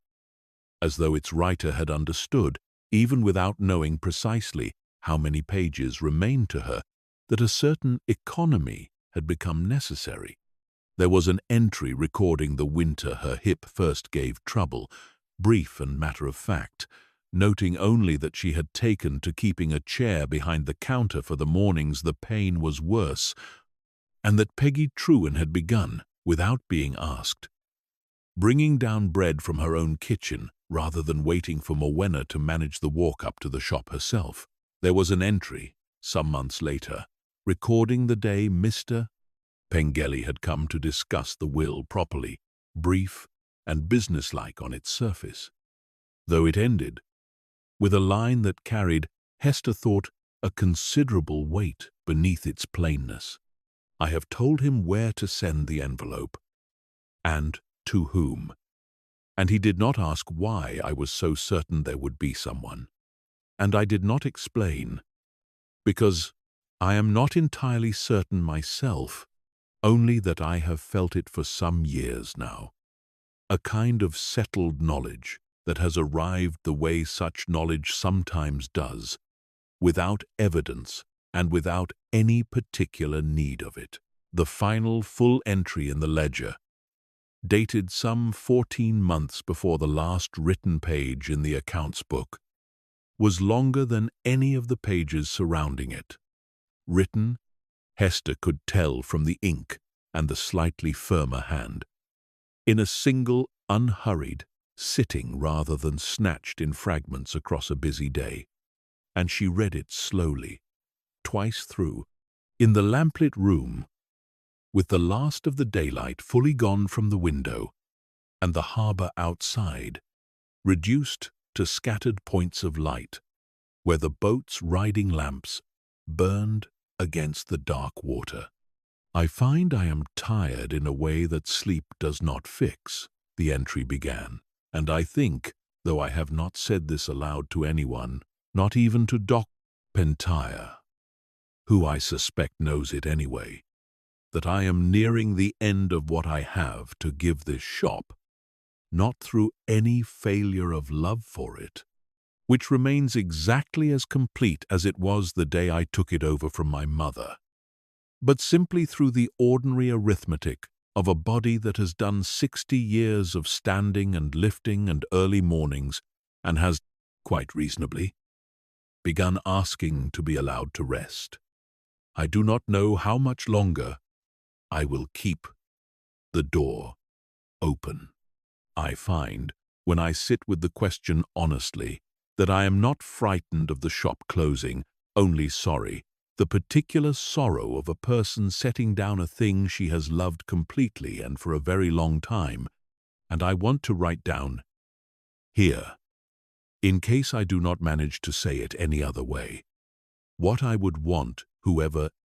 eventually reads this to understand. The tins are not magic, And the names are not really about knowing exactly what a stranger needs, not in any mystical sense. They are about paying attention, closely and patiently, over a great many years, to the way people carry themselves through a door, the set of their shoulders, the particular quality of their silence, and trusting that a warm cup offered with real attention behind it will do more good than the same cup offered carelessly, however identical the leaves inside them might be. I have made mistakes across 60 years. I have given people the wrong thing more times than this book records, because I did not write down my failures with the same diligence I gave my successes, which is perhaps its own small dishonesty, though I think most keepers of any kind of record are guilty of the same. What I want whoever comes after me to know is only this, that it is not the tea that matters. Not really, though the tea matters too, in its way. It is the willingness to stand behind a counter morning after morning and actually look at the person coming through the door and ask, honestly, what they might need, and to keep asking, patiently, across years and decades, even when the answer seems obvious. Because it is very rarely as obvious as it seems, and the asking itself, more than any tin on any shelf, is the thing this whole small business has actually been built from. I hope, whoever you are, that you have found something here worth the finding. I hope the tins have not gone stale before you arrived, and if they have, I hope you will forgive an old woman her final failures of housekeeping and simply start again. Your own tins, your own names, built from your own 60 years of watching this door. I do not know your name yet as I write this, only that Mr. Pengelly assures me there will be someone, family being what it is, a persistent thread that finds its way forward even through long silences and great distances. Whoever you turn out to be, know that I thought of you, sitting here this evening with the lamp lit and the harbor going dark outside the window, and that I wished you well, and that I hoped, more than I have hoped for almost anything else in these last years, that you would come to love this small grey harbor the way I have loved it, entirely and without reservation, for the whole of a very long and very fortunate life. Hester sat for a long while after finishing that entry, the lamp burning low beside her, the harbor dark and quiet beyond the window, and found herself crying properly now, not the quiet, startled tears of that first grey morning with the solicitor's letter, but something fuller and more complete, a grief that had, over the months of slow reading, become something closer to a genuine mourning for a woman she had, in the end, come to know, rather better, through this green book than she had ever known her in person. She sat with the ledger open in her lap and let herself cry as long as it needed, the small lamplit room holding her the way. She understood now. It had held its keeper through every difficult season across 80 years. And when the tears finally eased, she found herself, unexpectedly, smiling too, thinking of the woman who had sat at this same table on some ordinary evening 14 months before her death, writing to a great niece she could not yet name, trusting entirely that the thread of family would hold, that someone would come. She turned the page, expecting the ledger's final written entries after that, the brief and functional record of the last months, the entries growing thinner and thinner the way the accounts book had, and found instead, tucked between the last full page and the blank leaves that followed, a single loose sheet, folded once, that had clearly been added, after the ledger's binding had already begun to fail, the paper newer than the pages surrounding it, the ink darker, and she understood before she had even unfolded it, from the small, unsteady quality of the handwriting visible through the fold, that this was the last thing her great-aunt had ever written in this book, and that it had been placed here, deliberately, to be found only once the whole of the ledger before it had been properly read. She unfolded it carefully, the paper soft with handling, as though it had been folded and unfolded many times before it was finally left in its place, and read, in a hand shakier than any of the pages before it, but unmistakably, entirely, the same hand that had written every entry across 61 years. Hester, I know your name now, though I do not know your face beyond a 9-year-old girl unafraid of the range. And I find, writing it here, that some part of me has always suspected it would be you, without any real reason beyond an old woman's fondness for the memory of a bright, quiet child folding a paper swan 40 times over until she got it right. Your grandfather writes that you have grown into a sensible, careful sort of person, an accountant of all the unlikely things, and I confess I laughed when I read that, thinking of the great scarred ledger downstairs and all its careless emotional arithmetic, and wondered what a properly trained accountant would make of such a book, whether you would find it foolish or whether, as I have come to hope across these last months of thinking of you, you might find in it exactly the kind of careful, patient record-keeping that your training has taught you to value, only turned toward a different kind of accounting altogether. The accounting of what people actually need rather than what they owe. I am writing this final page not because I know it will be my last, though I suspect it may be, my hip having taken a turn this winter that Dr. Pentaya's face did not entirely disguise, but because I find I want to leave you something more direct than 61 years of scattered entries to work out for yourself. I want to tell you plainly what I could not quite manage to say when you were 9 years old and I had you only a single week, and have thought of saying every year since, in the birthday cards I sent and the occasional 2 brief letters, and never quite found the courage for, until now, with a fat green book between us as a kind of shield, which perhaps is its own answer to why I named that top-shelf tin what I did. I love this shop more completely than I have loved almost anything in my life. More, I sometimes think, guiltily, than I loved some of the people who passed through its door, though I would never have said so to any of them. It gave me a way to be useful that never once ran dry, a purpose that renewed itself every single morning with the turn of a key and the ring of that small brass bell,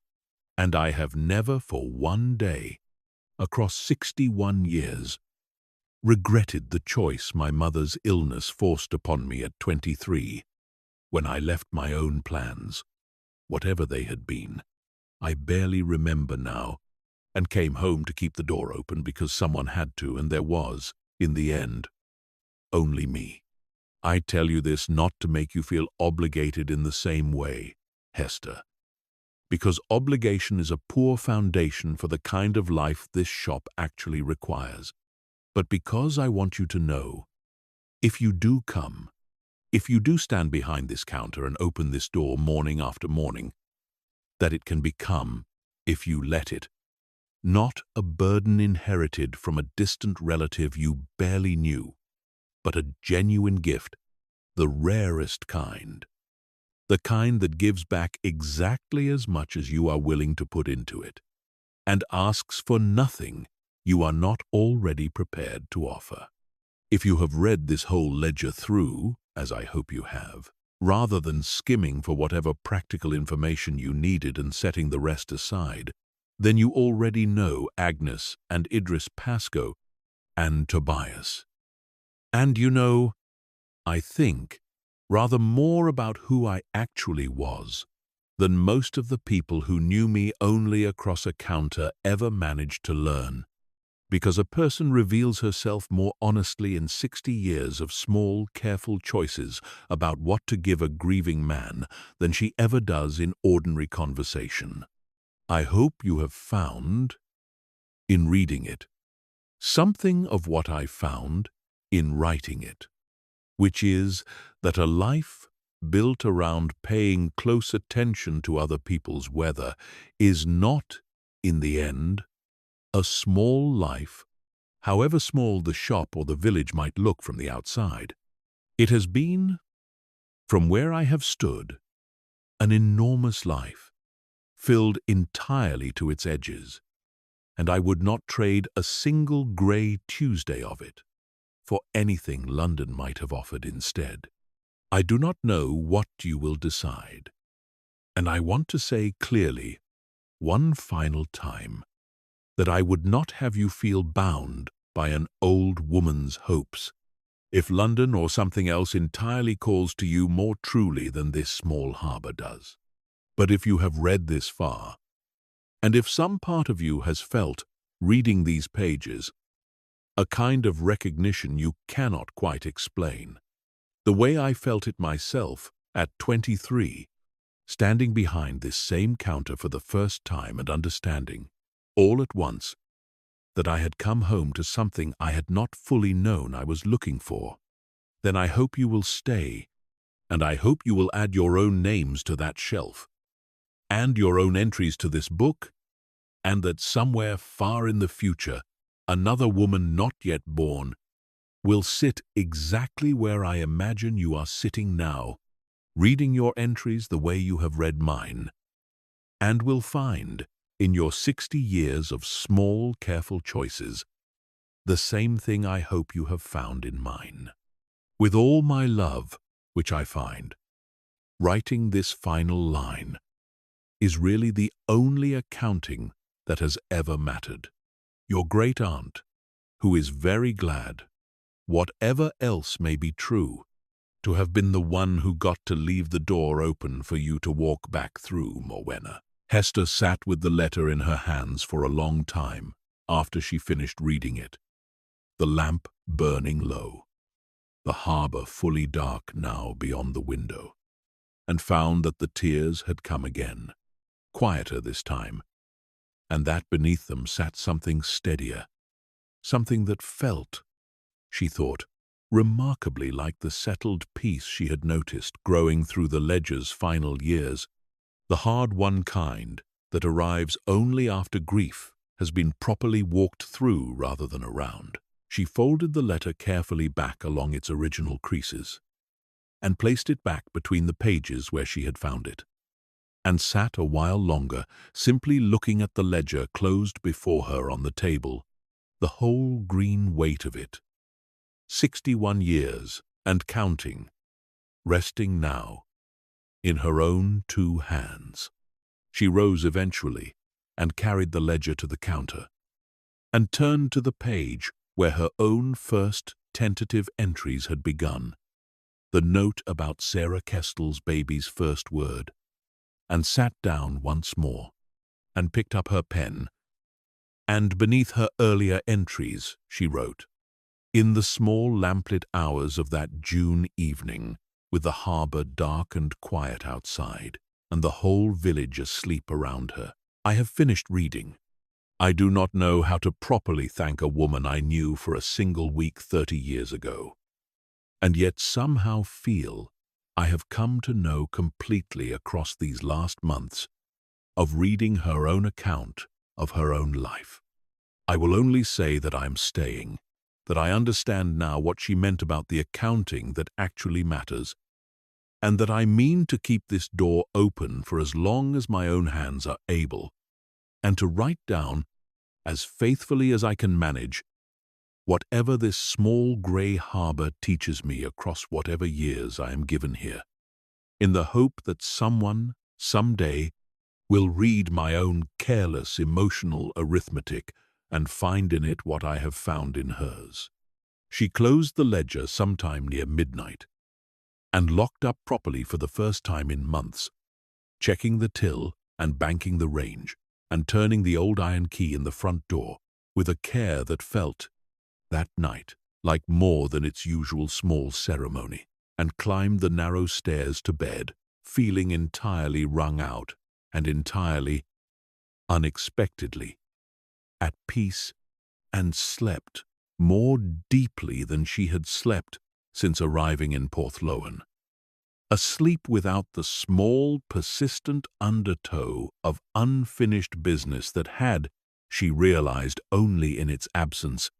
been running beneath her rest for months. The summer that followed unfolded with a steadiness that Hester found herself settling into more completely with each passing week.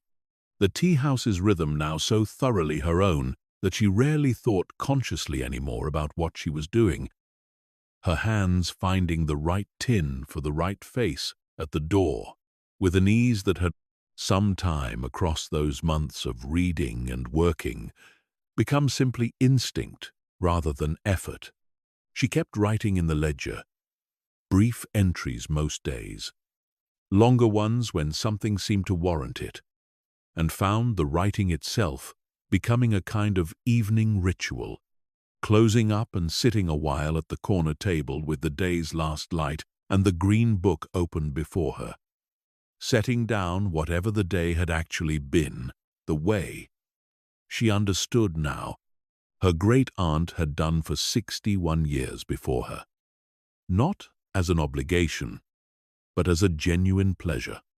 the quiet satisfaction of a day properly accounted for. She named her first new blend in July, a light, bright thing made from the last of the garden's lavender, mixed with something citrus she had experimented with across several failed attempts, and called it, in the end, for the first warm evening of the year. After Sarah Kestel mentioned drinking an early cup of it on the tea-house's small front step with the baby, finally old enough to toddle unsteadily along the cobbles beside her, that it tasted exactly like the particular relief of a first warm evening after a long grey spring, and Hester wrote the name on a fresh tin label in her own hand, a looping script she had been practicing in the evenings. Not quite her great-aunt's hand, but not entirely her own former neat accountant's print either. Something new forming itself gradually out of the two, and set the tin on the shelf among all the others, and felt, doing it, a small private satisfaction that surprised her with its depth. Tobias Renfrew, taking his usual corner table one morning in August, watched her write out the label for a second new blend, this one for the fishermen coming off the boats after a particularly hard week of poor catches, and said, when she brought his own pot over, "Well now, and here I thought I had seen the last of new tins on that shelf." Hester told him the blend's name. For a week the sea did not give enough back, and watched his weathered face go still for a moment before he nodded, slowly, and said, "That's it, exactly, my dear," though I could not have told you the words for it myself. She would have found that one, you know. Your great-aunt. She would have found exactly that name, given enough time. And I think, watching you write it just now, that she has, in a manner of speaking, though I don't suppose I can explain what I mean by that any better than I've just done. Hester found she did not need him to explain it any further. She understood exactly what he meant, and found,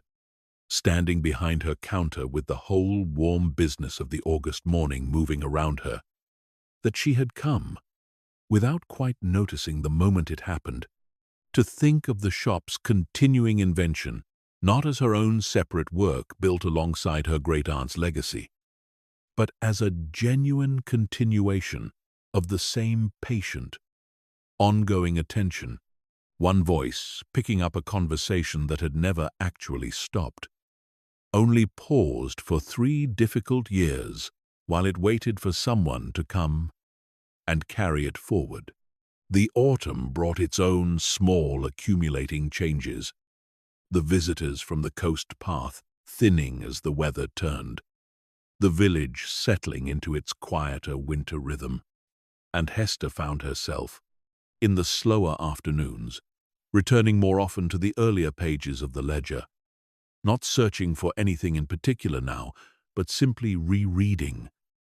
the way a person returns to a favorite book, finding new small details each time that she had missed on the first hurried pass. A joke buried in the margin of a 1970 entry, a small pencil sketch of a gull on the inside back cover that she had somehow overlooked entirely through all her earlier reading. And she began, that autumn, a habit that felt, to her, like the truest continuation of everything the ledger had taught her. Sitting with Iris Bligh, some slow Wednesday afternoons, and asking her, gently, about the Porthlowan of decades before, filling in, through the old schoolteacher's careful memory, the gaps the ledger's brief entries had left, building, page by page and conversation by conversation, a fuller picture of the whole long line of women who had kept this door open before her. It was Iris Bligh, in fact, on one of those quiet October afternoons with the rain holding off just long enough for a proper walk, who told Hester something about Elizabeth Pentreath, the widow who had begun the whole enterprise more than 80 years before, that was not recorded in any book Hester had yet found, that Elizabeth had opened the shop in the very earliest days, not primarily as a business at all, but as a kind of informal gathering point for the other war widows of the village, a place where women who had lost husbands to a war that had taken so many of Porthlowan's men could sit together over a pot of tea and not have to explain themselves to anyone, and that the whole careful system of named blends, the whole patient attention to what a person actually needed rather than what they ordered, had grown out of that original impulse, a widow trying to hold a village of other widows together through the only means she had available to her, a kettle and a room, and the simple, radical decision to actually look at the people who came through her door rather than merely serving them. Hester carried that story home with her that afternoon and sat with it a long while at the corner table, understanding now the full depth of what she had inherited, not merely a shop or a ledger or a shelf of oddly named tins, but the whole unbroken thread of a particular kind of attention begun in grief and war 80 years before, and carried forward generation by generation by women who had each, in their own turn, found in this small grey harbour a way to turn their own private losses and hopes into something that could hold an entire village. She thought of her own mother, briefly, of the ordinary distant life she had left behind in London, the accounts office and the Kentish town flat and the single fern on the windowsill, and found she felt no pullback toward any of it, only a quiet gratitude that the thread had reached her at all, across 280 miles and 30 years of near silence, patient enough to wait until she was finally ready to pick it up. Winter arrived properly in December, the first real storm of the season coming through on a Thursday night, that reminded Hester, lying awake and listening to the wind try the shutters, exactly as the ledger had once described, of Morwenna's own account of the great storm that had taken the chimney pot, and she found herself, the next morning, walking the harbour wall before opening the shop, checking for driftwood the way she imagined her great-aunt and Agnes must once have done, though she gathered none, understanding that the impulse itself, rather than the wood, had been the point. The tea-house survived the storm with nothing worse than a loosened slate that Davy Renfrew climbed up to fix the following afternoon, refusing any payment beyond a pot of the strongest tea on the shelf, and Hester wrote the whole small episode into the ledger that evening with a private smile, understanding that this, too, was simply the ordinary texture of a life kept close to the sea, storms arriving and passing and leaving behind them small, manageable damage and a great deal of shared relief. Christmas approached with a gathering warmth that surprised Hester. The tea house filling most afternoons with a steady traffic of villagers wanting something to carry them through the particular demands of the season, and she found herself, in the week before the holiday itself, developing a new blend, almost without deciding to. Working from a half-memory of the ginger and honey mixture the ledger had recorded for grief at the station, but turned now towards something gentler, a warm, spiced thing meant not for loss, but for the particular ache of a full house and too much to do and not quite enough time to properly feel any of it. And she named it, after some consideration, for the middle of getting ready, and set it on the shelf a week before Christmas Eve, and watched it become, within days, one of the most requested tins on the whole wall. It was on Christmas Eve itself, the tea house due to close early for the holiday, that a small girl of perhaps 6 came in ahead of her mother, whom Hester recognized after a moment as Sarah Kestel's own younger sister,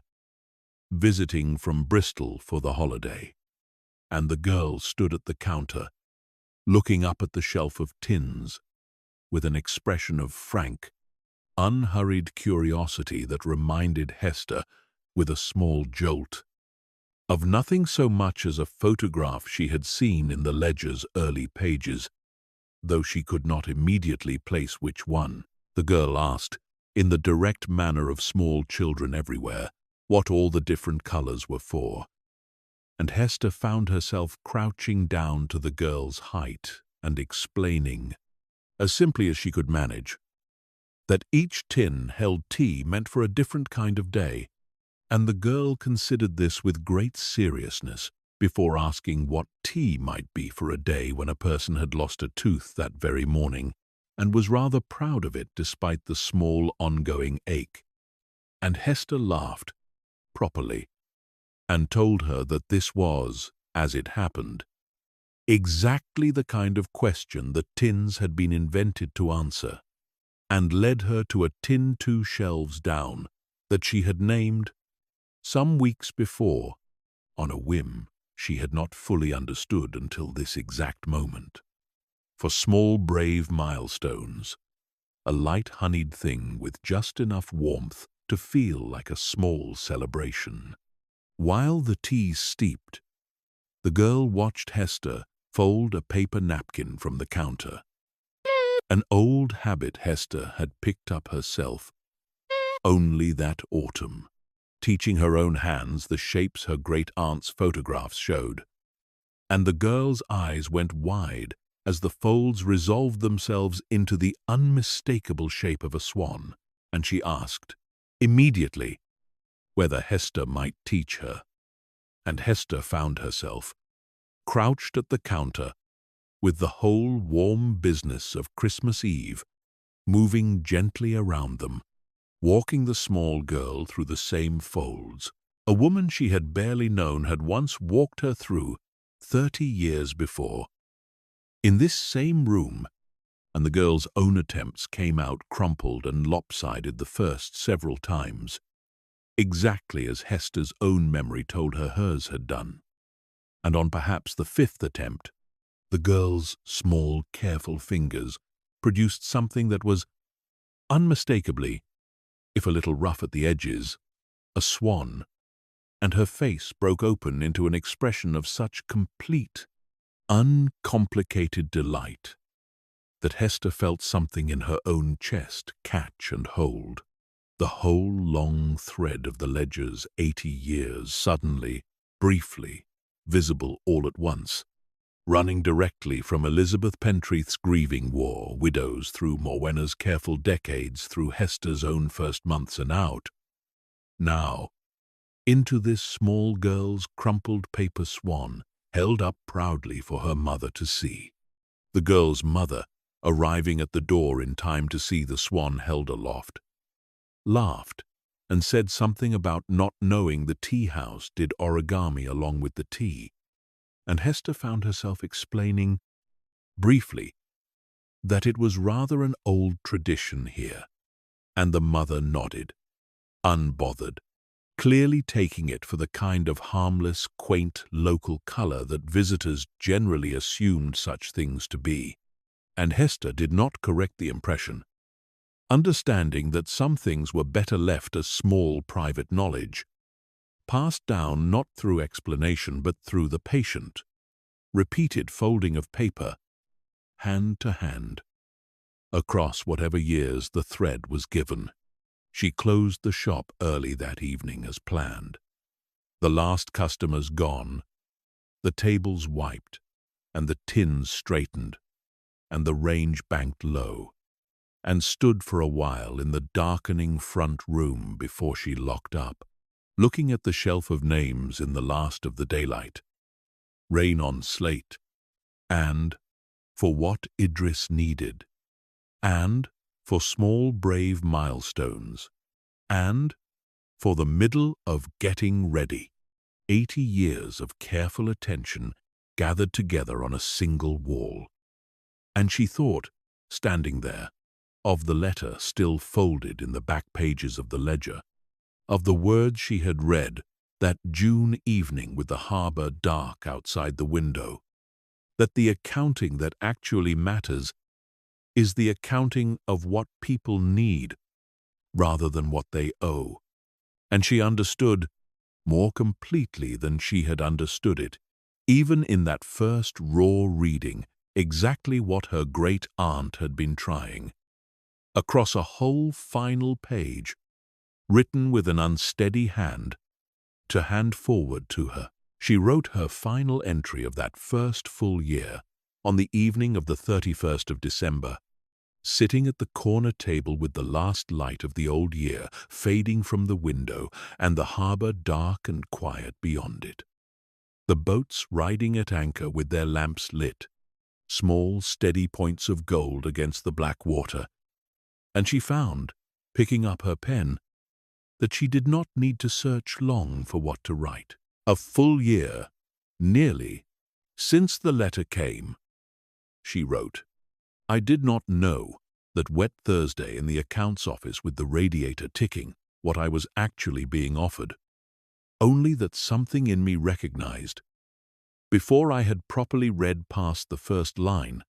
that this was a door I needed to walk through, whatever waited on the other side of it. What waited, I have come to understand across these months, was not merely a shop or a ledger or a strange and wonderful shelf of oddly named tins, but a whole, long conversation, begun 80 years ago, by a grieving widow, with nothing but a kettle and a room, and the simple decision to actually see the people who walked through her door and carried forward since by every woman who has stood behind this counter in her turn, each of us adding our own few years of careful attention to something none of us built alone, and none of us will finish alone either. I think of Elizabeth Pentreath sometimes, whom I never knew, and can only imagine from a single paragraph in a local history book, and the stories Iris Bligh has been generous enough to share, opening this door for the first time with nothing but grief and a kettle, not knowing that she was beginning something that would outlast her by the better part of a century. I think of my great-aunt, whom I knew for one golden week at 9 years old, and have come to know rather better, I think, through 61 years of her own careful handwriting, than I ever could have through a longer, more ordinary acquaintance. I think of Agnes, whom I never met at all, and yet feel, some mornings, standing behind this counter with the bread basket, set out on it exactly where the ledger describes her placing it, that I might recognize if she walked through the door. And I think, now, on this last evening of my first full year, of whoever comes after me, whoever eventually sits at this table with this same green book open before her,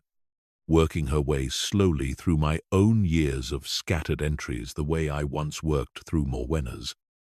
And I find I am not frightened by the thought, the way I might once have been frightened by the idea of my own life being read and assessed by a stranger. I find, instead,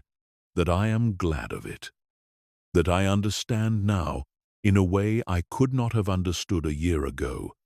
that this is simply what the shop asks of each of us in turn, to keep the door open and the kettle warm and the ledger honestly written for however many years we are given, and then to fold it all carefully into the hands of whoever comes next, trusting, the way Morwenna trusted before she had ever learned my name, that the thread will hold, and that someone, in the end,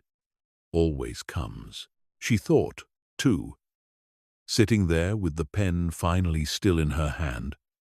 of a small practical matter she had been turning over for some weeks, without quite deciding what to do about it, which was the question of the accounts, the small, steady loss that had worried Mr. Pengelly's careful figures for the several years before her arrival,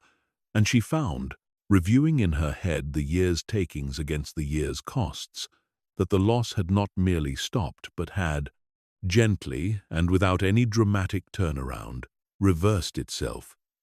the shop carrying itself now with a small, honest margin that would not make anyone rich but would,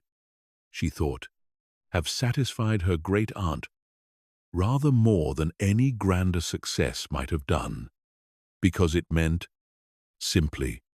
that the door could stay open, that the thread need not be broken by anything so ordinary and so preventable as an unbalanced ledger. And she wrote this down too, a brief practical note, tucked in among the year's more sentimental accounting, because she understood now. In a way, her London training had not quite prepared her to understand before this year, that the two kinds of accounting were not actually so separate as she had once believed, that a shop kept honestly in its figures, and a shop kept honestly in its attention to the people walking through its door were, in the end, simply two ways of describing the same careful, patient, ongoing work. She thought, too, of the tins yet to be named, the blank labels still waiting in the drawer beneath the counter for whatever new griefs and celebrations the coming year would bring through the door, and found she was not at all daunted by the thought of inventing them,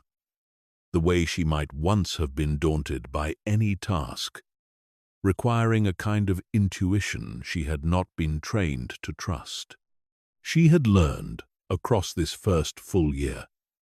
to trust it anyway, to stand behind the counter and actually look at the person in front of her, the set of their shoulders, the particular quality of their silence, and to let the tin suggest itself the way it apparently always had, generation after generation,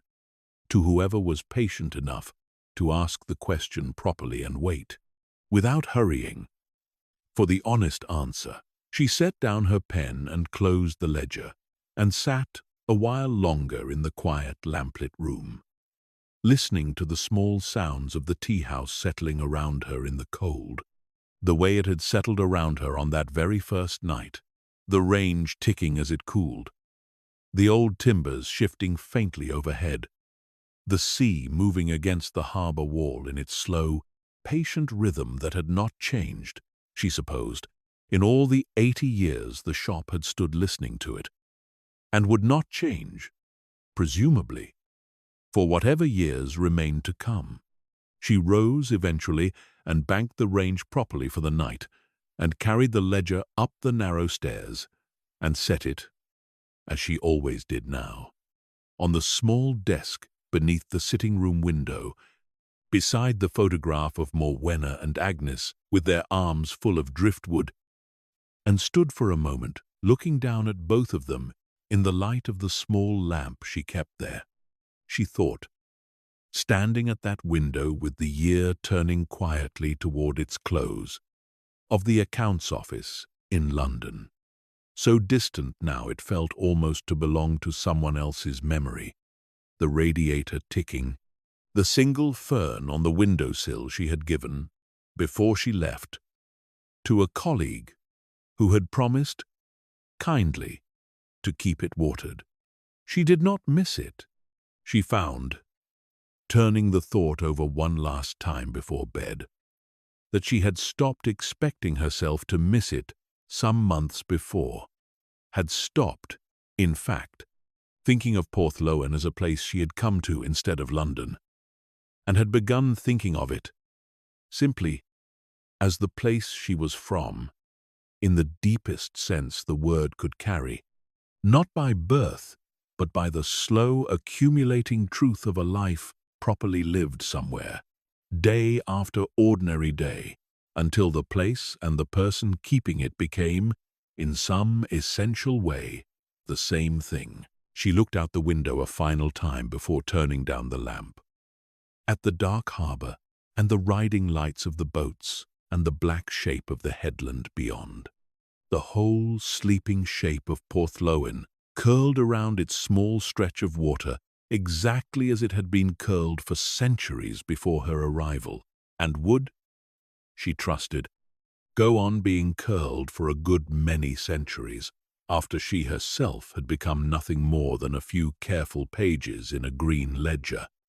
read by some woman not yet born, on some ordinary evening not yet arrived, finding in Hester's own scattered accounting of grief and celebration and warm cups, rightly chosen, whatever it was, that each keeper of this door seemed, in her turn, to need to find. She turned down the lamp. The room settled into darkness around her, the desk and the ledger and the photograph all fading into the same soft blue dimness that filled the whole sleeping tea-house below. And Hester climbed into bed and lay listening, one last time before sleep took her, to the sea working patiently at the rocks beneath the harbour wall, the sound she had once, a year before, found unfamiliar, and now could not imagine her nights without, and she thought, on the very edge of sleep, of Elizabeth Pentreath and Morwenna and Agnes and Tobias and Idris Pascoe and the small girl with her crumpled paper swan, the whole long unbroken thread of it running back through 80 years and forward, she trusted, through however many more the shop was given. And she thought, this was the most restful thought she had had in a very long time. Not because it was small or simple, but because it was entirely, completely true that she was exactly where she was meant to be, doing exactly the work she was meant to be doing, and that the door, in the morning, would open again, the way it had opened every morning for 80 years, the small brass bell ringing out bright and certain into a room that had never, in all that time, forgotten how to hold whoever walked through it. Outside, the harbour settled deeper into its winter dark. The boats rode quiet at their moorings. The tide turned, unseen and unhurried, the way it had turned every night for longer than any ledger could account for, and somewhere beneath the water's steady, patient sound, the whole sleeping village of Porthlowan breathed slowly on, waiting, as it always had, for morning.